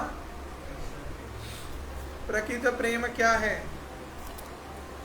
जिस प्रेम से हम कृष्ण को जीत सकते हैं, कृष्ण को जान सकते हैं, वो प्रकृत प्रेम है। बाकी इस जड़ जगत में जो कुछ भी है सब दिखावा है, सब डुप्लीसिटी है। एक पति पत्नी, इन लोगों का जो प्यार है सब डुप्लीकेट है, एक कुछ रियलिटी नहीं है, सब फेक है, सब फेक। सभी सभी को छोड़ के चले जाएंगे, फिर मिथ्या दिखावा किस बात का? तो इसीलिए इस जड़ जगत के प्रेम के प्रति हम लोग को आसक्त नहीं होना चाहिए। प्रकृत प्रेम राधा कृष्ण भगवान का प्रेम है, और भगवान के प्रति प्रेम करना चाहिए। अंतिम में हम लोग कहाँ जाएंगे? फिर से प्रयास करना है, जिस भगवान के धाम से हम लोग आए हैं फिर से लौट के भगवान के धाम में ही चले जाएं। यही हम सभी को प्रयास करना है। तो चलिए अभी फिर से लीला में प्रवेश करते हैं, जहाँ पे हम लोग श्रवण कर रहे थे। अभी गोपीगण क्या कर रहे हैं? गोपियों के अंदर जो प्रेम है, इसके प्रति, कृष्ण के प्रति प्रबल प्रेम है। अब इस प्रबल प्रेम के वशीभूत होके क्या हो रहे हैं? गोपीगण श्रृंगार कर रहे हैं। गोपीगण क्या किए? अपने संग कुछ चीज ले लिए, कुछ सामग्री। ठीक है, सामग्री क्या था? सामग्री तो था, वो था कि आपका फूलों से बना हुआ बाण, फूलों से बनाया हुआ बाण, तीर और धनुष, जिसको बोला गया है कि काम बाण से काम संघर्ष करने जा रहे हैं वो लोग कृष्ण से। तो गोपीगण काम आई थी, लेकिन वो काम क्या था? वो कृष्ण को दर्शन करना, कृष्ण का आनंद वर्धन करना और कृष्ण के सेवा में नियुक्त होकर कृष्ण को संतुष्ट करना, ये था उनका प्रकृत क्या काम। तो लोग काम संघर्ष करने के लिए, युद्ध करने के लिए जा रहे थे। किसके साथ? साक्षात कामदेव। हाँ, वो कौन है? कृष्ण है। कृष्ण का और एक नाम है कामदेव। तो कृष्ण जो सभी अनंत कामदेव के मालिक हैं, उनसे काम देव प्रकट होते हैं। कंदर्प कोटि कमनीय विशेष शोभम गोविंदमादि पुरुषम त्वमहं भजामि। तो भगवान से, भगवान के शरीर से क्या होता है? अनंत कोटि कोटि कामदेव प्रकट होते हैं। तो एक कामदेव भी काफी है इस पूरे ब्रह्मांड को हिला देने के लिए। एक कामदेव काफी है। और ऐसे कोटि कोटि कामदेव के पिता मालिक कौन है? कृष्ण है। तो इसीलिए कृष्ण का और एक भी नाम है कामेश्वर भी उनको बोलते हैं, कामदेव के ईश्वर जो है। तो और एक लीला आता है ऐसा कि एक समय इंद्र परीक्षा करना चाह रहे थे। भगवान नर नारायण ऋषि के रूप से जब आए थे तो तपस्या कर रहे थे। तो तपस्या बद्रिकाश्रम है। तो उस समय इंद्र ने तपस्या भंग करने के लिए कामदेव को भेजा और कामदेव जाके नृत्य करने लगे और कुछ अप्सराओं को भी प्रकट किए और भगवान को मोहित करने का प्रयास कर रहे थे। तो इतने में भगवान बोले, अच्छा तुम्हारा इतना बड़ा साहस, हाँ तो चलो रुको, तुमको दिखाते हैं। तो कामदेव को तुरंत ही भगवान क्या किए, एक तो कोई भी कामदेव की जितने भी प्रयास था सब व्यर्थ हो गया, फेल हो गए और भगवान के चरण में गिर पड़े। और इतने में भगवान क्या किए, अपने जान से एक एक करके उर्वशी, रंभा, मेनका आदि अनंत सुंदर सुंदर अप्सराएं प्रकट की और जिनके सामने इंद्र के भेजे हुए सभी अप्सराएं मेंढक के जैसे दिखने में थी। मेंढक मतलब समझते हैं? फ्रॉग। फ्रॉग जैसे दिखने में है, वैसे कुत्सित दिखने में इंद्र के भेजे हुए अप्सराएं थी। उससे कहीं गुना सुंदर अप्सरा को भगवान अपने जान से बना दी। और इसको देख के कामदेव भगवान के चरण में गिर के रोने लगे, क्षमा प्रार्थना करने लगे। और फिर भगवान बोले कि सुनो, इंद्र को गिफ्ट कर देना। तो इंद्र को तब भगवान क्या किए, अपने जान से उर्वशी को प्रकट किया करके गिफ्ट कर दिए कि लो दिस इज फॉर यू, आपके लिए उपहार है। आप उर्वशी को भेज के मेरे तपस्या भंग करने जा रहे थे। आप जानते हैं हम कौन है? भगवान कुछ बोले नहीं, भगवान जान से प्रकट करके उर्वशी को गिफ्ट कर दिए कि देखो इससे सुंदर कौन है। तो उर्वशी को देख के तो इंद्र सोच ही नहीं पा रहे कि कहाँ से है। इसके पास तो मेरे वो अप्सराएं कुछ भी नहीं है। तो भगवान इसीलिए काम वासना को चूर न कर सकते हैं।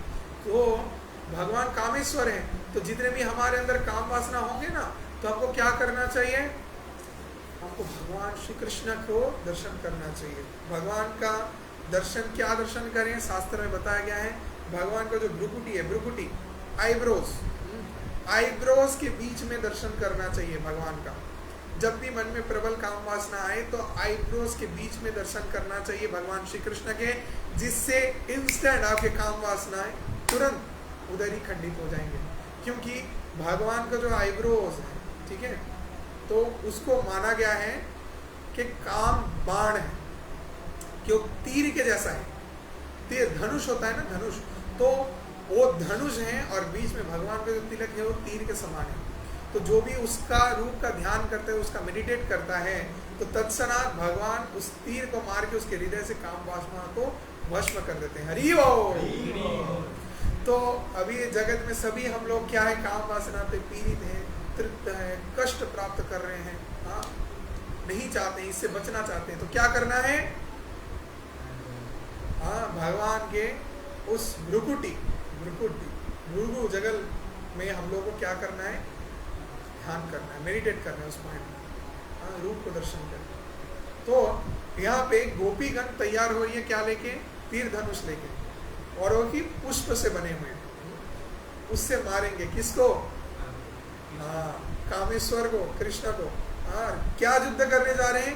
काम संग्राम। ये सब याद रहेगा, ठीक है? याद अभी के लिए रखना है, उसके बाद भूल जाना है, ठीक है? ज़्यादा और याद नहीं रखना है, क्योंकि ज़्यादा याद रखेंगे, ज़्यादा इस बारे में विचार करेंगे, ये जागतिक देह है, ठीक है, अपूर्ण देह है। तो आपका मन क्या करेगा, जागतिक लोगों से उसको कंपेयर करने का प्रयास करेगा, ठीक है। तब क्या होगा, अपराध हो जाएगा, बड़ा अपराध होगा। तो इसीलिए आज खास दिन है जिसके कारण आज बता रहे हैं, बाकी समय नहीं बोल सकते। जैसे राधा रानी का महिमा राधाष्टमी के समय हम बोलेंगे, हम बाकी समय नहीं। बहुत भक्त बोलते हैं पर हम नहीं बोलते हैं। तो बहुत रिक्वेस्ट आया, जिसके कारण ही इस लीला को हम बता रहे हैं। और ये भी कारण है हम ये लीला बता रहे हैं क्योंकि लोग जानते नहीं हैं, लोगों को जानने का प्रयोजन है। ज़्यादातर लोग जानते नहीं हैं, लोग जानते नहीं कि लीला कहाँ पे लिखा हुआ है, यही नहीं जानते। पूरा भागवतम पढ़ लेंगे और भी शास्त्र पढ़ लेंगे, कहीं पर भी नहीं मिलने वाला। तो ये सब खास चीज़ है, तो इसीलिए आज खास समय में हम प्रयास कर रहे हैं बताने का। तो सुनना है, फिर भूल भी जाना है, इसको लेके और सोचना नहीं, ठीक है।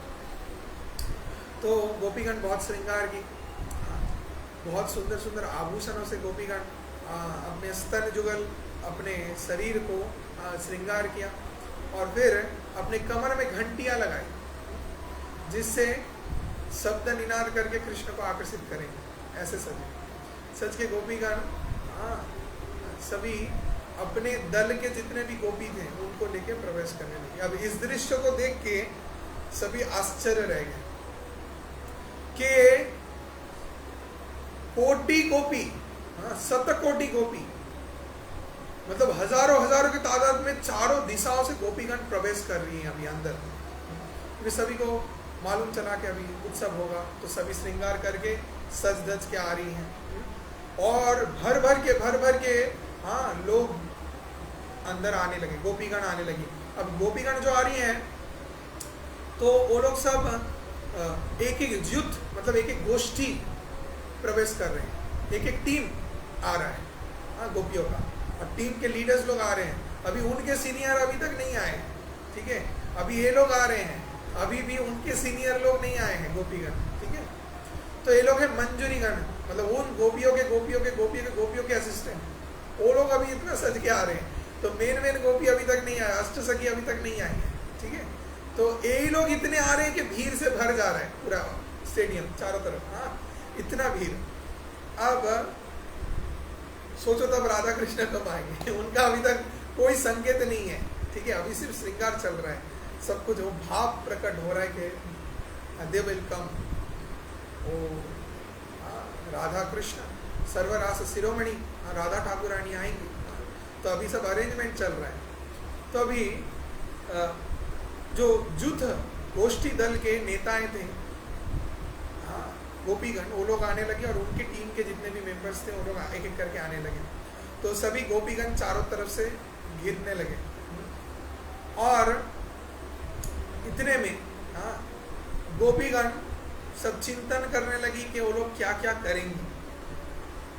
जब सीनियर लोग आएंगे तो उनको गले में माला देके, चंदन देके उनको आह्वान करेंगी, फिर एक एक करके सबको झूला में बिठाएंगे। ऐसा वो लोग चिंता कर रही हैं।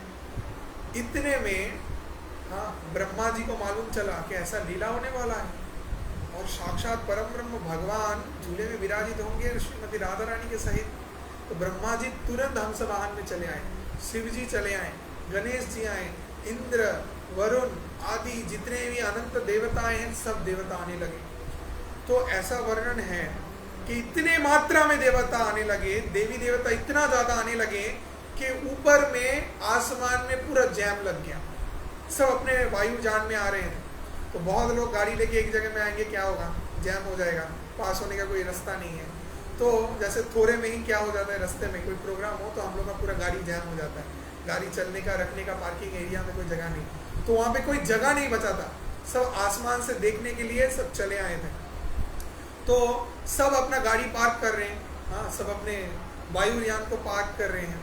तो पार्किंग स्लॉट में कोई जगह ही नहीं है बचा। तो एक दूसरे के ऊपर सब जान में बैठे हुए थे, और भारी मात्रा में देवता लोग सब आसमान से देख रहे थे कि कब राधा कृष्ण झूले में बैठेंगे। और इतना भीड़ हो गया, देवी देवतागण चारों तरफ से आसमान से अपेक्षा में थे, पुष्प वृष्टि करेंगे। जब राधा कृष्ण प्रवेश करेंगे उस समय वो लोग तैयार थे देखने के लिए, दर्शन करने के लिए। फिर किन्नर चारण गण आए, वो लोग आके क्या किए, वाद्य यंत्र बजाने लगे विभिन्न प्रकार के, दुदुम्बी, मृदंग, करताल आदि, और एकदम सनाई बजा के वो लोग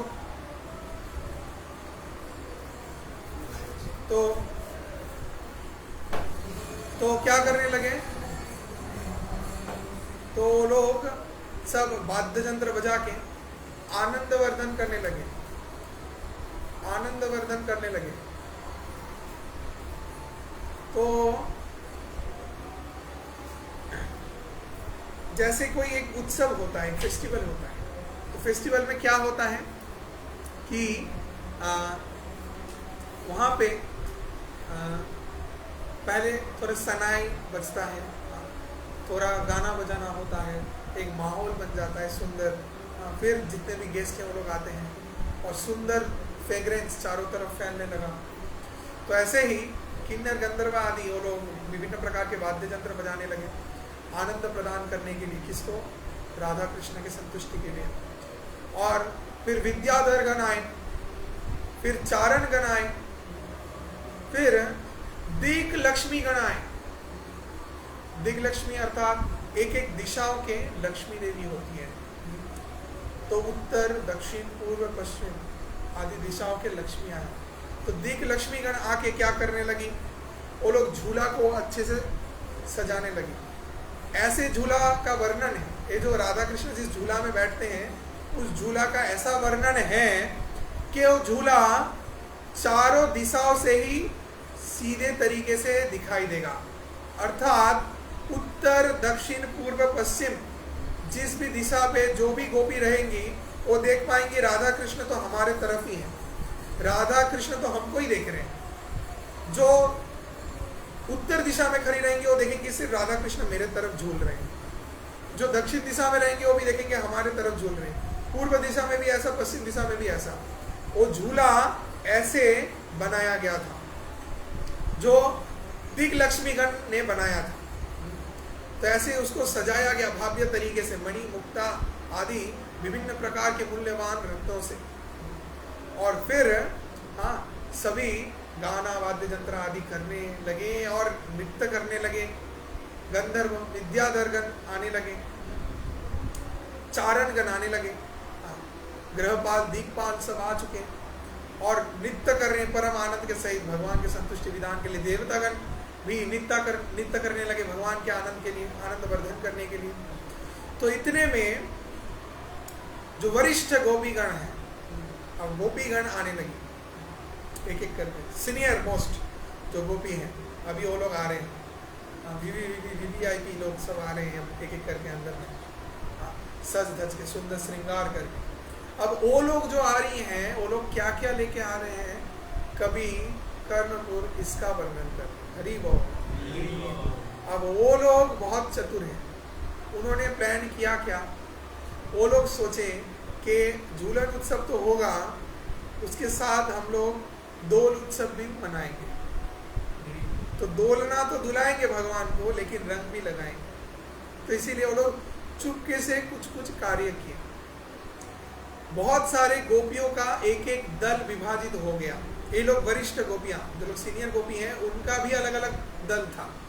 तो एक गोपी का दल, वो लोग चिंता किए क्या, उन्होंने अपने सहित, हम क्या क्या चीज बोल रहे हैं सब कुछ याद रखो, आप लोगों को पूछेंगे हम। उन्होंने अपने संग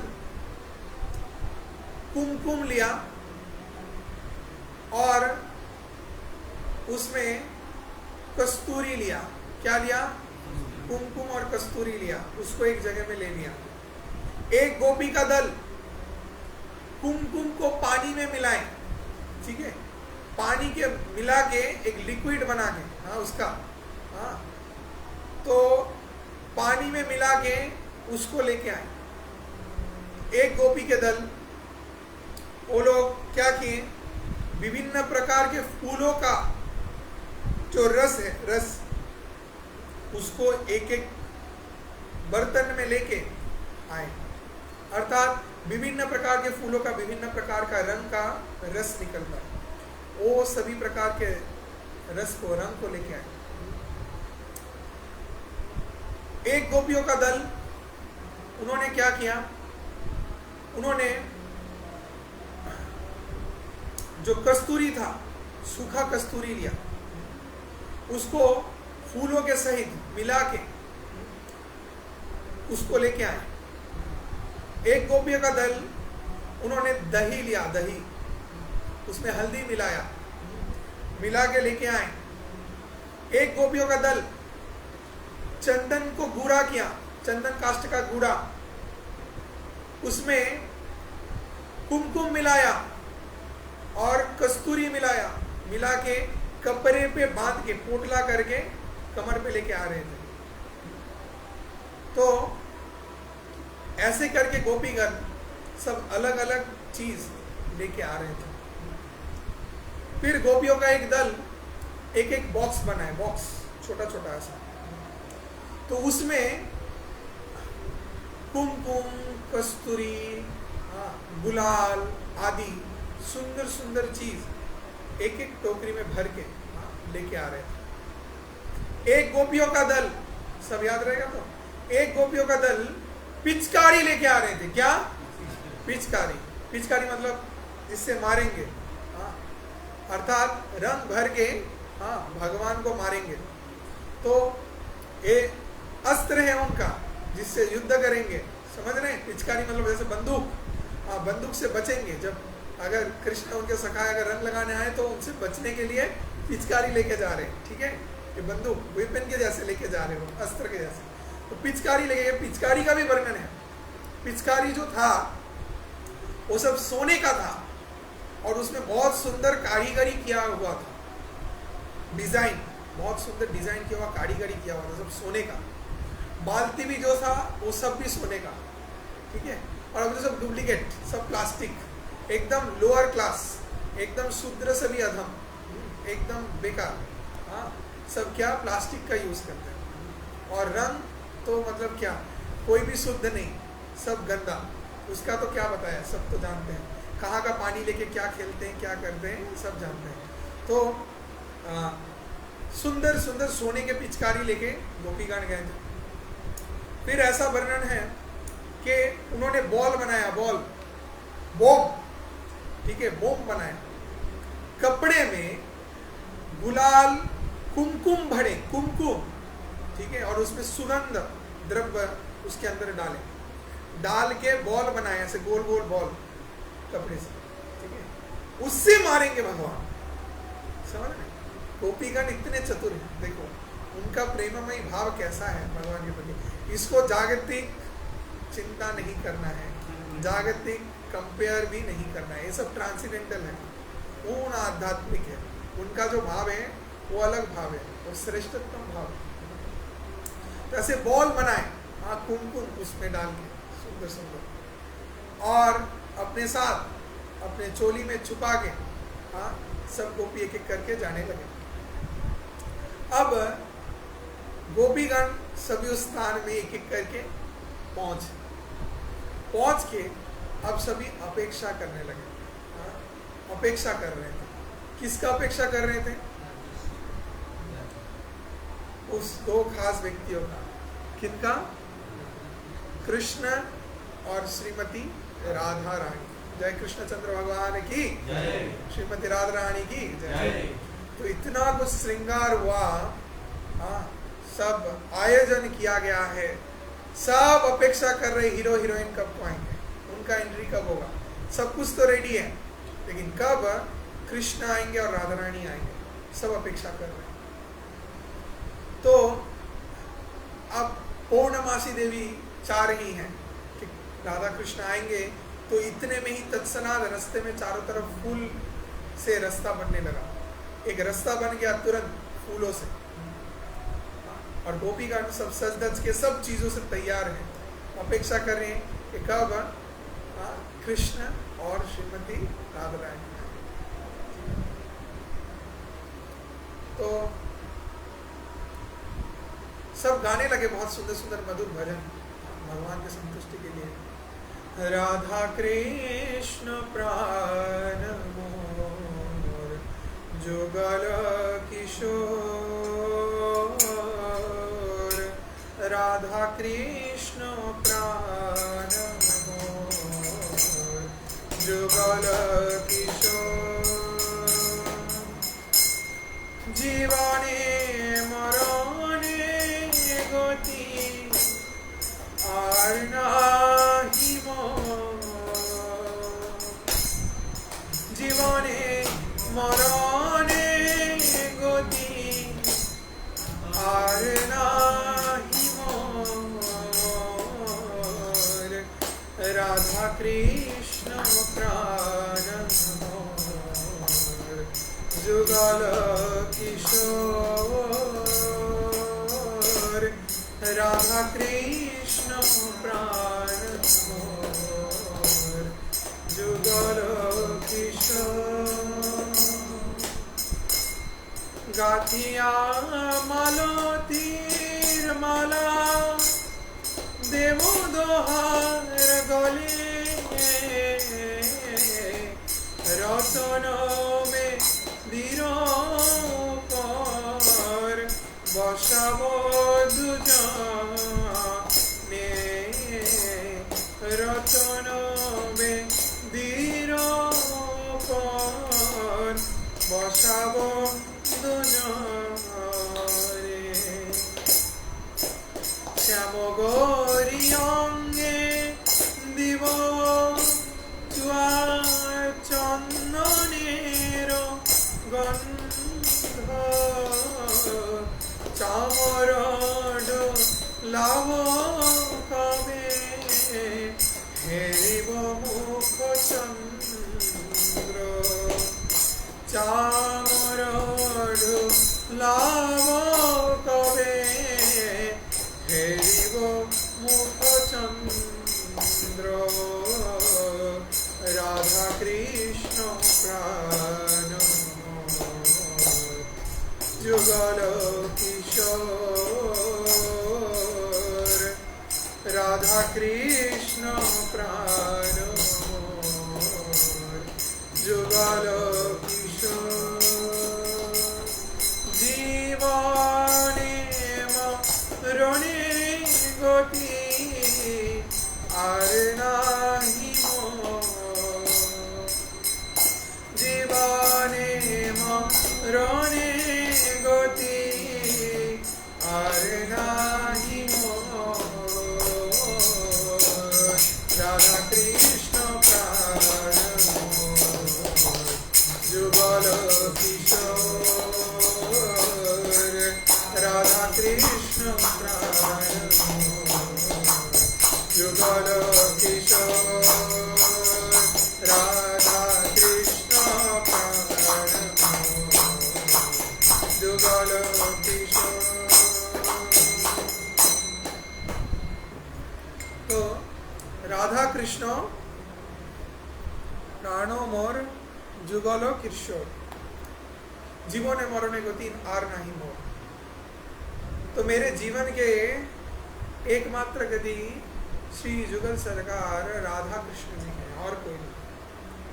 जीवने मरने गति मरने का गति एकमात्र हुई है और जीने का भी गति हुई है। तो ऐसा विचार हमारे अंदर रहना है। हमारे आचार्य वर्ग अपने भजन में ऐसे गाते हैं कि जी रहे हैं किसके लिए? भगवान कृष्ण और राधा रानी के भक्ति करने के लिए। मरेंगे तो कहाँ जाएंगे? राधा कृष्ण के पास ही वही गति है। जीवने मरने गति है। दोनों में ही गति एकमात्र कौन है? राधा कृष्ण।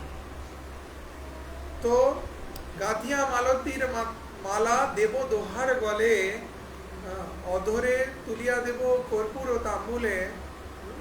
तो कर्पूर तांबुल मुंह पे पकड़ेंगे, देंगे उनको अधर में, और गले में मालती का माला बना के पहनाएंगे, और शरीर में क्या देंगे? चुआ चंदन गंध, चंदन का सुगंध राधा कृष्ण के शरीर पे लेपन करेंगे। और क्या? रत्न वेदी, जो रत्न वेदी बनाया हुआ है सोने का, जो झूला, तो उसमें बिठाएंगे दोनों को। तो ऐसा भाव को प्रकट करे हमारे आचार्य। तो इसीलिए हम लोग को क्या करना है हमारे हृदय में भी यही प्रेम भाव राधा कृष्ण के प्रति धारण करना चाहिए। तो अभी देखिए फिर क्या बता रहे हैं। फिर जहाँ पे गोपीगण गा रहे हैं वाद्य यंत्र से, किन्नर चारण गंधर्व आदि नृत्य कर रहे हैं, विभिन्न प्रकार के वाद्य यंत्र बजा रहे हैं, पक्षियाँ भगवान के महिमा कीर्तन कर रहे हैं, सुंदर सुंदर आवाज कर रही हैं। तो इतने में गोपियों का इतना भीड़ बढ़ गया, अब सब गोपियाँ बात करने लगी क्या कि हम पहले रंग लगाएंगे, कोई बोल रही है हम पहले झूला में बैठेंगे, कोई बोल रहे हम लोग का टीम सबसे पहले जाएगा। तो सभी ऐसे वार्तालाप करें। तो इन लोगों का वार्तालाप जो है, इसको कवि कर्णपुर वर्णन कर रहे हैं कि ये भी वार्तालाप इस जड़ जगत के लोगों के जैसा नहीं है। यहाँ पे क्या थोड़ा भीड़ कहीं पे बढ़ जाता है तो क्या करते हैं, झगड़ा झमेला काय किच्चिर, मतलब एक तो सुनने में लगता है कि काकर से पड़ी हुई दना कि काग जैसा चिल्लाता ना, काय काय काय काय करता है। यहाँ के लोग, मनुष्य लोग, कहीं पे ज्यादा भीड़ हो जाता है तो बात करते हैं तो सुनने में काग के जैसे लगते हैं, सुनने में विरक्ति आएगा, अच्छा नहीं लगेगा ज्यादा भीड़ में। लेकिन गोपीगण जो वहां पे वार्तालाप कर रही थी, इतने जन मिलके सभी के साथ, सोचो करोड़ों गोपीगण हैं, सब एक साथ बातचीत कर रहे हैं एक दूसरे के साथ, तो मतलब कितना बात हो रहा है। लेकिन उसका वर्णन कर रहे हैं कि ये कोकिल के स्वर को भी लज्जा प्रदान कर दे। मतलब कोकिल जो कुहू कुहू तान करते, कुहू कुहू जो त्वान जो आवाज करती है कोकिल, तो उस आवाज हम लोग को बहुत सुनने में अच्छा लगता है। लेकिन कोकिल का जो आवाज है उसको भी लज्जित कर दे, इतना मधुर सुंदर शब्द प्रकट कर रहे थे गोपीगण एक दूसरे के साथ बात करके कृष्ण के बारे में। तो सोचो ऐसा वर्णन है, तो हम लोग इससे समझ सकते हैं गोपीगण कौन है, इतने उच्च कोटि का प्रेम उनके हृदय में भगवान के प्रति है कि जो भी कार्य वो लोग करते हैं वो कितना मधुर होता है। तो अभी फिर क्या हुआ, फिर सभी गोपीगण उपस्थित थे, ऐसा माहौल था। इतने में कृष्ण का एंट्री हुआ। कृष्णचंद्र भगवान की जय। तो कृष्णचंद्र भगवान अभी आएंगे। कृष्णचंद्र भगवान का रूप का ऐसा वर्णन है कि गले में भगवान वैजयंती का माला धारण किए और कान में कर्णी का पुष्प लगाए।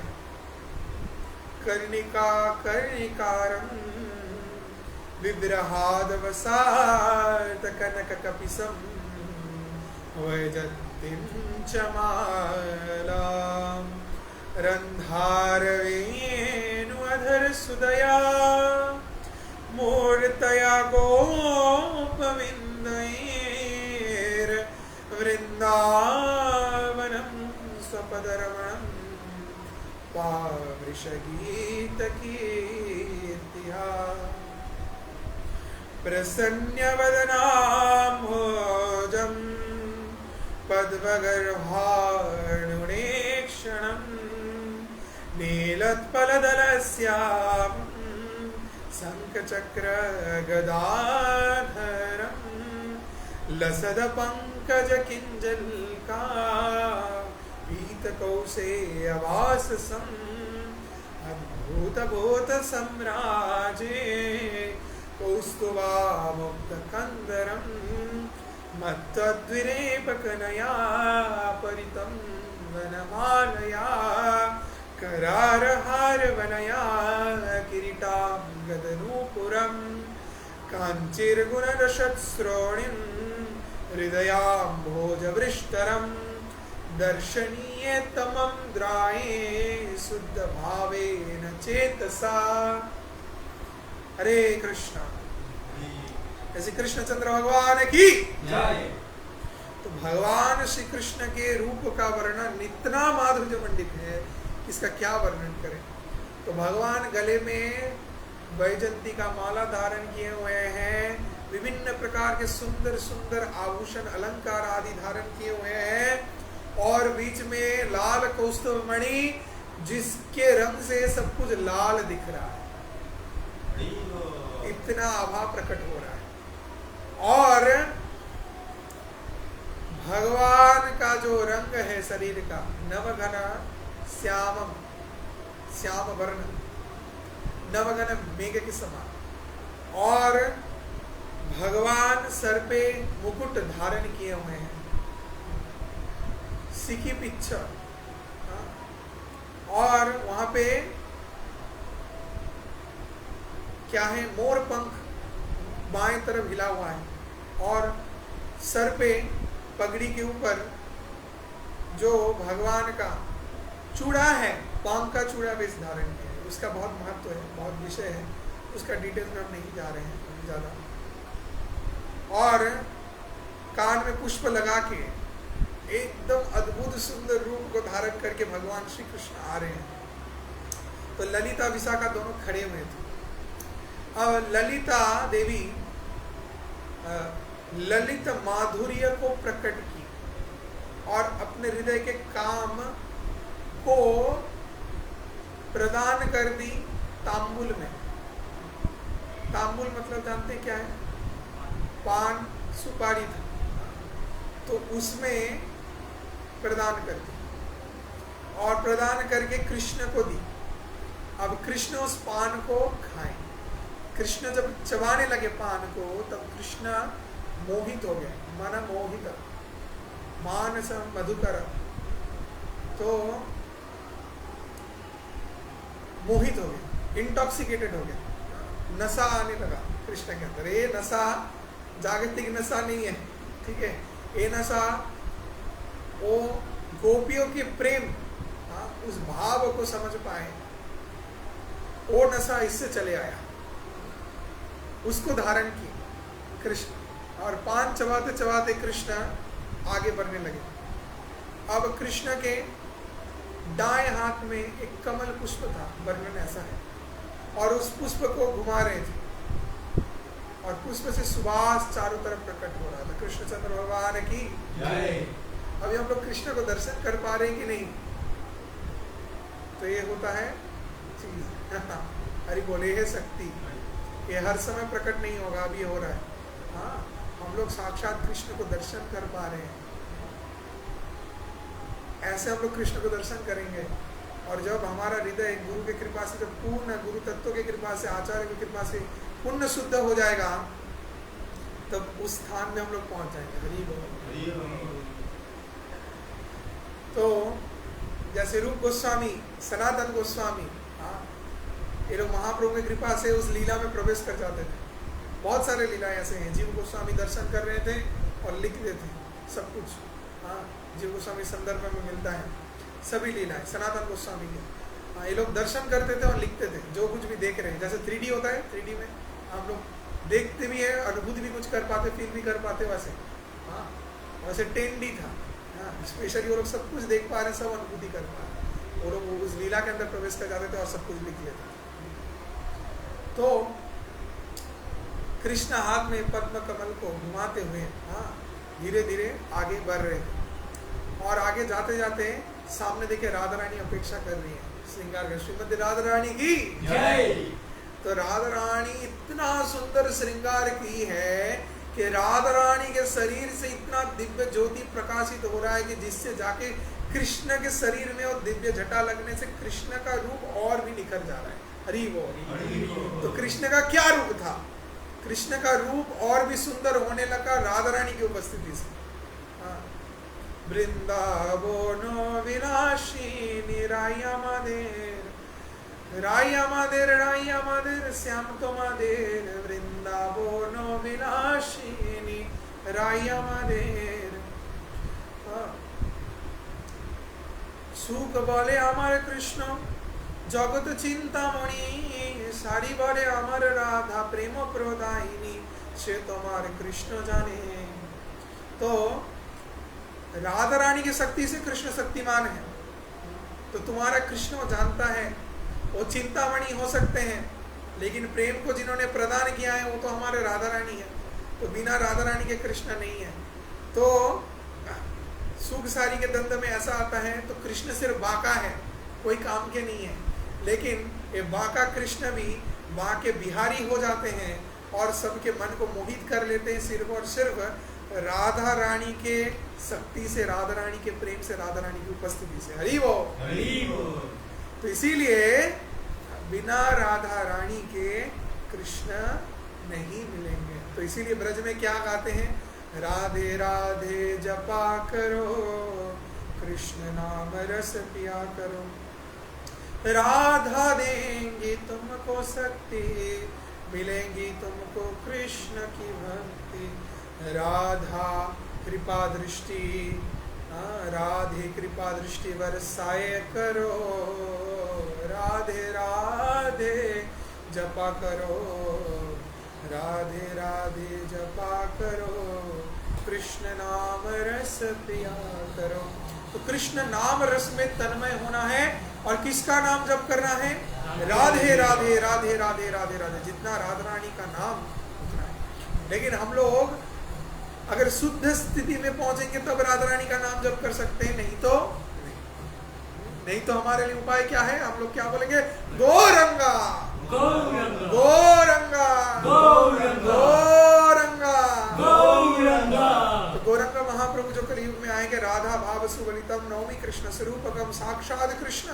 हाँ, राधा रानी के भाव को लेकर इस कलयुग में प्रकट हुए। तो गौरंग महाप्रभु का जितना चाहे नाम लो। और महाप्रभु महावदन्य है, कृपामय है, तो उनके कृपा से कौन मिलेंगे? सिर्फ राधा रानी नहीं, राधा कृष्ण दोनों मिलेंगे। हरि बोल। तो अगर राधा कृष्ण दोनों को प्राप्त करना चाहते तो इसीलिए क्या? गौरंगा गौरंगा गौरंगा नाम जप करना है।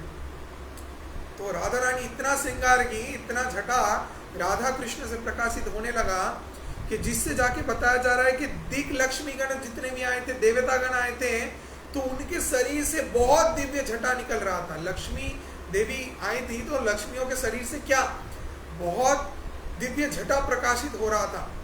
लेकिन उस समय जब राधा कृष्ण के शरीर से झटा प्रकट होने के लगा तो सब बाकियों का दिव्य झटा ढक गया। तो बोला गया कि छाता खोलने से सूरज का किरण जैसे ढक जाता है, हाँ, उसका प्रकोप, वैसे ही राधा कृष्ण के शरीर से जैसे झटा निकलने लगा।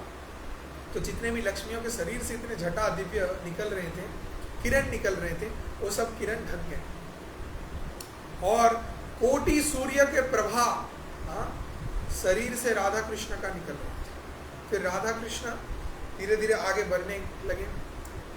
अब हम और भी डिटेल्स चीज बताएंगे तो ज्यादा सोचना नहीं है, सुनो भूल जाओ। तो कृष्ण राधा रानी के कंधे में हाथ रखे, हाँ, अपना बाएं हाथ, और बाएं हाथ में कृष्ण बांसुरी पकड़े हुए थे, राधा रानी के कंधे में हाथ रखे।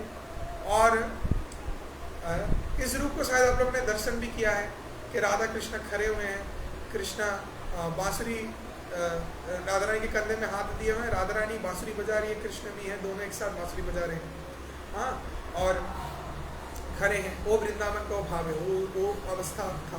तो उस समय राधा कृष्ण चल रहे हैं, चल के जा रहे हैं। और फिर राधा कृष्ण गए, जाके अभी वहाँ पे बैठेंगे तो सभी जय जयकार राधा कृष्ण का हरिनाम कीर्तन करने लगे। अब गोपीगण क्या करने लगी? गोपीगण तब मन में चिंता करने लगी, बैठने इन लोगों को दो, उसके बाद तो क्या होने वाला है इनके साथ, ये लोग नहीं जानते। तो गोपीगण छुपे हुए थे। गोपीगण सोचे कि अभी इन लोग झूलन में बैठेंगे और हम लोग रंग देंगे। तो बहुत सारे टीम थी गोपियों के। कुछ टीम ऐसी थी जो लोग राधा रानी के अगेंस्ट टीम थी, राधा रानी के अगेंस्ट, राधा रानी के विपरीत पक्ष में। वो लोग चाहते थे कृष्ण ही मूल है, राधा रानी नहीं है। जैसे बोले ना सुख सारी दो टीम, वैसे ही। तो सुख सारी दो पक्षियाँ थी, तो ऐसे ही गोपियाँ भी थी, अलग अलग 4 प्रकार की गोपियाँ, ऐसा वर्णन किया गया है। गोपी तो अनंत कोटि गोपी थी, लेकिन उनमें से विभाग था, कैटेगरीज था, ठीक है, कैटेगरीज।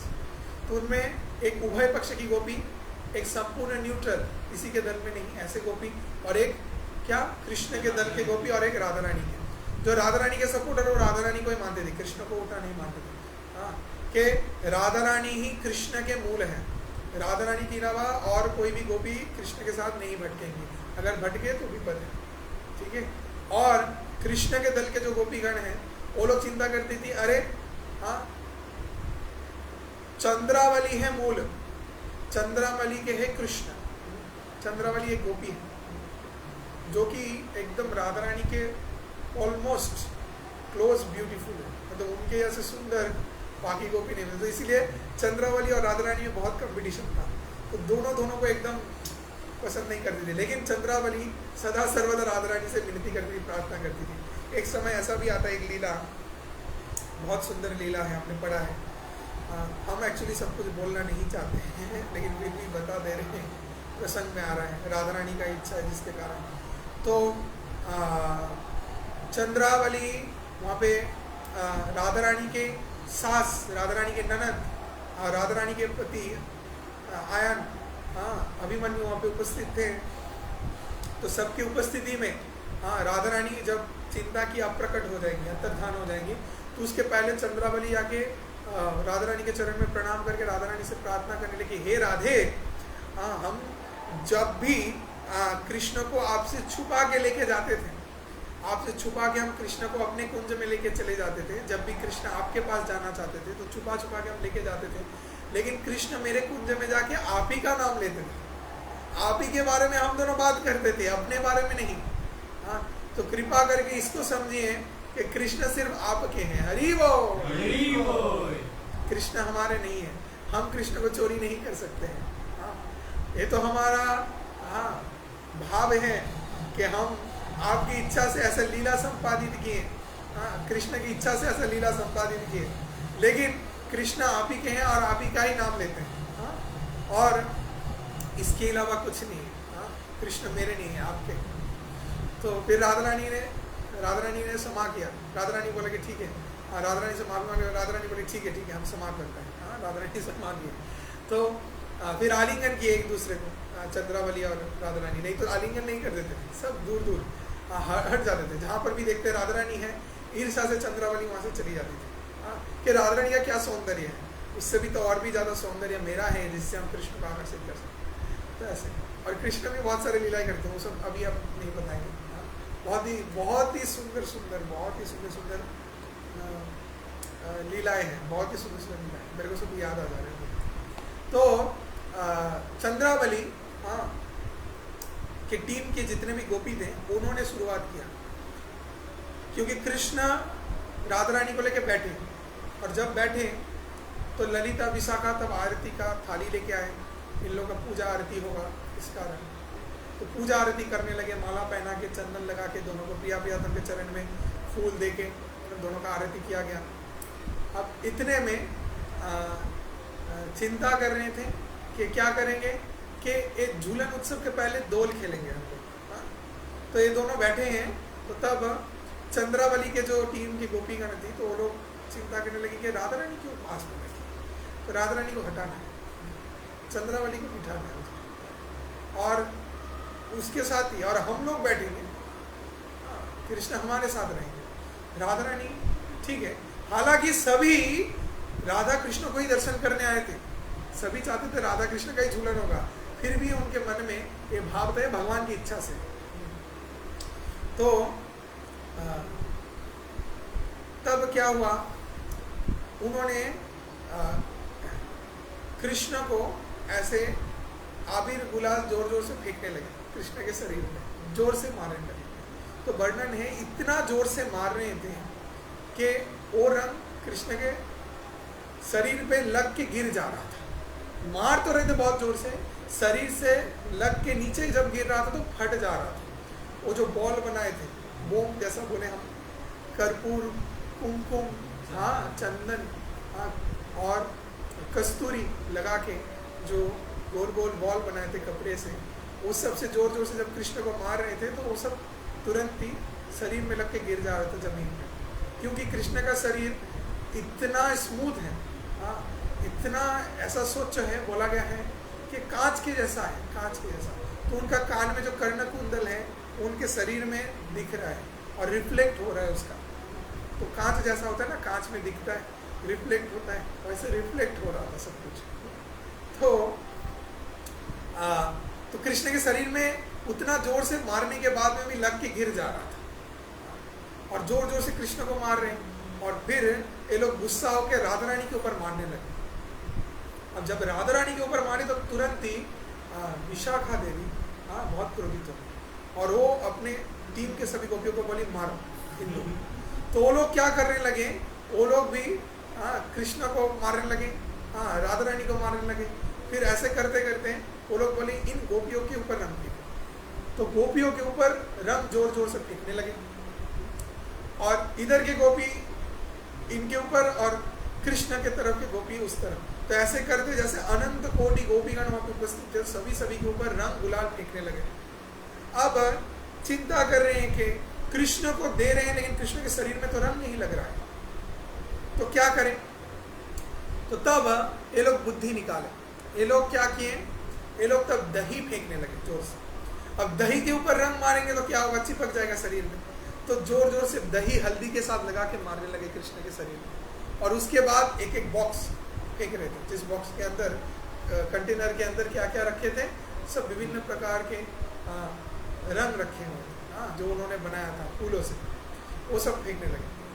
फिर कृष्ण के शरीर में चिपक जा रहा था और कृष्ण का रंग बदल रहा था, बहुत अद्भुत सुंदर लग रहा था। और कृष्ण का जो वस्त्र था, पीताम्बर वस्त्र, येलो कलर का वस्त्र कृष्ण पहनते हैं, वो उनका प्रिय कलर है, तो वस्त्र का रंग बदल गया, इतना गुलाल चारों तरफ से। फिर राधा रानी का शरीर में भी तो इतने सारे रंग गुलाल चारों तरफ से दोनों के ऊपर फेंकने लगे।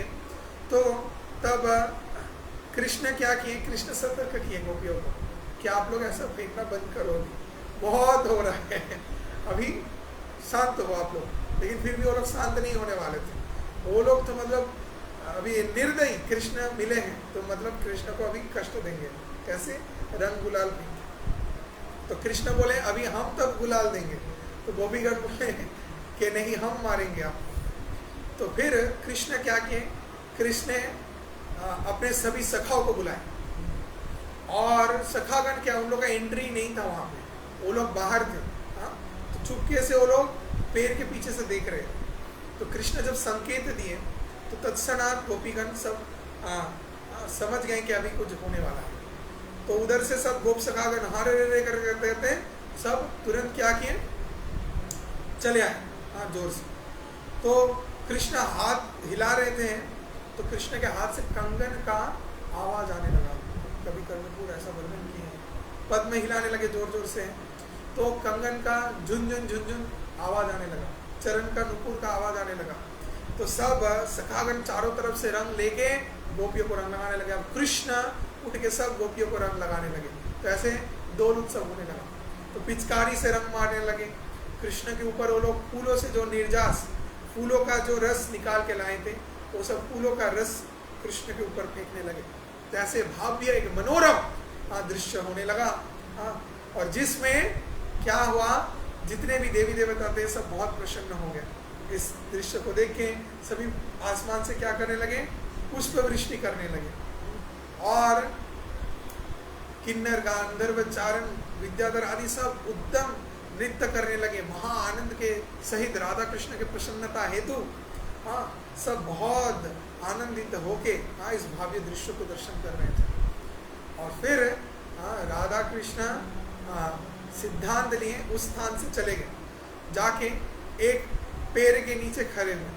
तब सब ढूंढने लगे कि राधा कृष्ण कहाँ गए, राधा कृष्ण। तो राधा कृष्ण छुप गए थे पेड़ के पीछे, देखने लगे कि हमारे अनुपस्थिति में ये लोग क्या करते हैं। तो फिर सब थोड़ा शांत हो गए। जब शांत हुए तब राधा कृष्ण जाके झूले में बैठे, और झूले में बैठने के बाद ललिता विशाखा देवी आदि सभी गोपीगण झूला झुलाने लगे। फिर कृष्ण राधा रानी को झूला झुलाने लगे। झूलन झूलो हेनोदना विश्वभानु नंदिनी, पहनो सुरंग सारी, मानो विनय हमारी, मधुचंद्र की उजियारी, परिपूर्ण मंदनी, झूलन चलो हेरोलना विश्वभानु नंदनी। तो कृष्ण मिनती करके राधा रानी को झूले के ऊपर बिठाए, झूला झुलाते रहे और सभी चामर मोर पंख व्यंजन करने लगे और पुष्प वृष्टि करने लगे। राधा रानी कृष्ण का जुगल का आरती होने लगा। जय जय राधा कृष्ण जुगल मिलन, जय जय राधा कृष्ण जुगल मिलन, आरती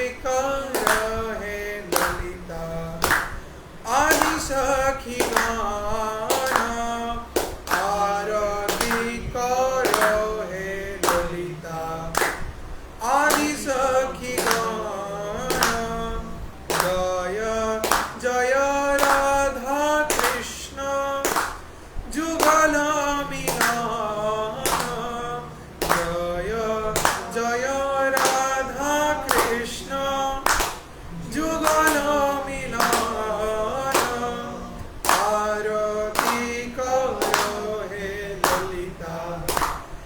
आदि सखी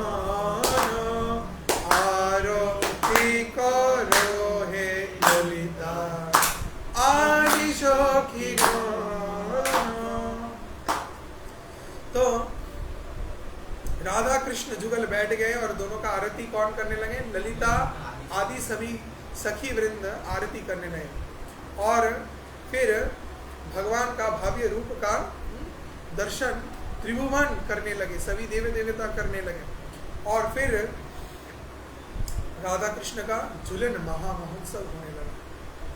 तो ऐसे ही कवि कर्णपुर हमारे इस दिव्य शास्त्र आनंद वृंदावन चंपू में इसका वर्णन कर रहे हैं और इतना भव्य है, इतना श्रेष्ठ है, जिसका अर्थ समझना बहुत कठिन है। एकमात्र कृष्ण गुरु की कृपा से ही हम लोग इसको समझ सकते हैं। जैसे आप लोगों ने लीला सुना, इतना मनोरम लीला, ये पढ़ेंगे तो समझ नहीं पाएंगे, एक लाइन को भी समझना बहुत कठिन है, इतना उच्च अलंकार शब्दों का वर्णन किया गया है, लेकिन ये जो भाव है इतना सुंदर। तो ऐसे झूलन महामहोत्सव संपादित किया गया। तो सभी गोपीगण देख रहे थे राधा कृष्ण उन्हीं के तरफ आ रहे, तो वो लोग झूला झुला रहे, उन्हीं के तरफ जा रहे। तो दक्षिण पूर्व पश्चिम उत्तर सभी दिशाओं में ये झूला घूम रहा था, ऐसा ही बनाया गया। तो झूला का भी बहुत कुछ और भी वर्णन है। तो ऐसे ही अपने हृदय में हम सभी को राधा कृष्ण के प्रति प्रबल प्रेम को प्रकट करना है और उनके संतुष्टि विधान के लिए ये झूलन महामहोत्सव सभी को करना चाहिए। और राधा कृष्ण को झूला में बिठा के उनको झूला झुलाना चाहिए। आज झूलन का अंतिम दिन है। इस्कॉन के सभी मंदिरों में झूलन उत्सव किया जाता है। 5 दिन व्यापी ये झूलन उत्सव पालन करते हैं। वृंदावन में और भी ज़्यादा समय से 8 दिन व्यापी 7 दिन व्यापी उत्सव मनाया जाता है। और इस चीज़ को दर्शन करने ब्रह्मा जी से लेकर सभी देवी देवता उपस्थित थे, सभी इसको भव्य रूप को दर्शन कर रहे थे। तो इसको करते हुए जैसे रास के समय हम लोग का वर्णन आता है, वैसे ही यहाँ पे गोपीगण सभी मन में प्रसन्नता के सहित आ गए थे। यहाँ पे किसी को वेणु निनाद करके कृष्ण बुलाए नहीं थे। जैसे रास में कृष्ण करसनई कसनई गोपी गोपीनाथ से हस्तुनः, गोपीनाथ भगवान गोपियों के नाथ वेणु निनाद करते हैं, उसको सुन के गोपीगण आकृष्ट होकर आते हैं। लेकिन इस लीला में कृष्ण ने बांसुरी नहीं बजाया, सब स्वाभाविक रूप से ही आकर्षित होके कि झूलन महोत्सव होगा, राधा कृष्ण झूले में बैठेंगे, उनको झूला झुलाएंगे, इसको सोच के ही तुरंत चले आए थे। तो ऐसे ही झूलन महामहोत्सव हुआ था। जैसे राधा कृष्ण गोपीगण झूलन महामहोत्सव की जय, ब्रज भूमि वृंदावन धाम की जय, कृष्ण बलराम की जय, राधे श्याम की वृंदावन धाम की जय, जय श्री मधुर झूलन महामहोत्सव की जय, जगत गुरु शील प्रभुपाद की जय, परमाराध्य गुरुदेव की जय, समवेत भक्त वृंद की जय, गौर प्रेमानंदे हरि हरि। हरे कृष्ण। सभी भक्तों को बहुत बहुत धन्यवाद।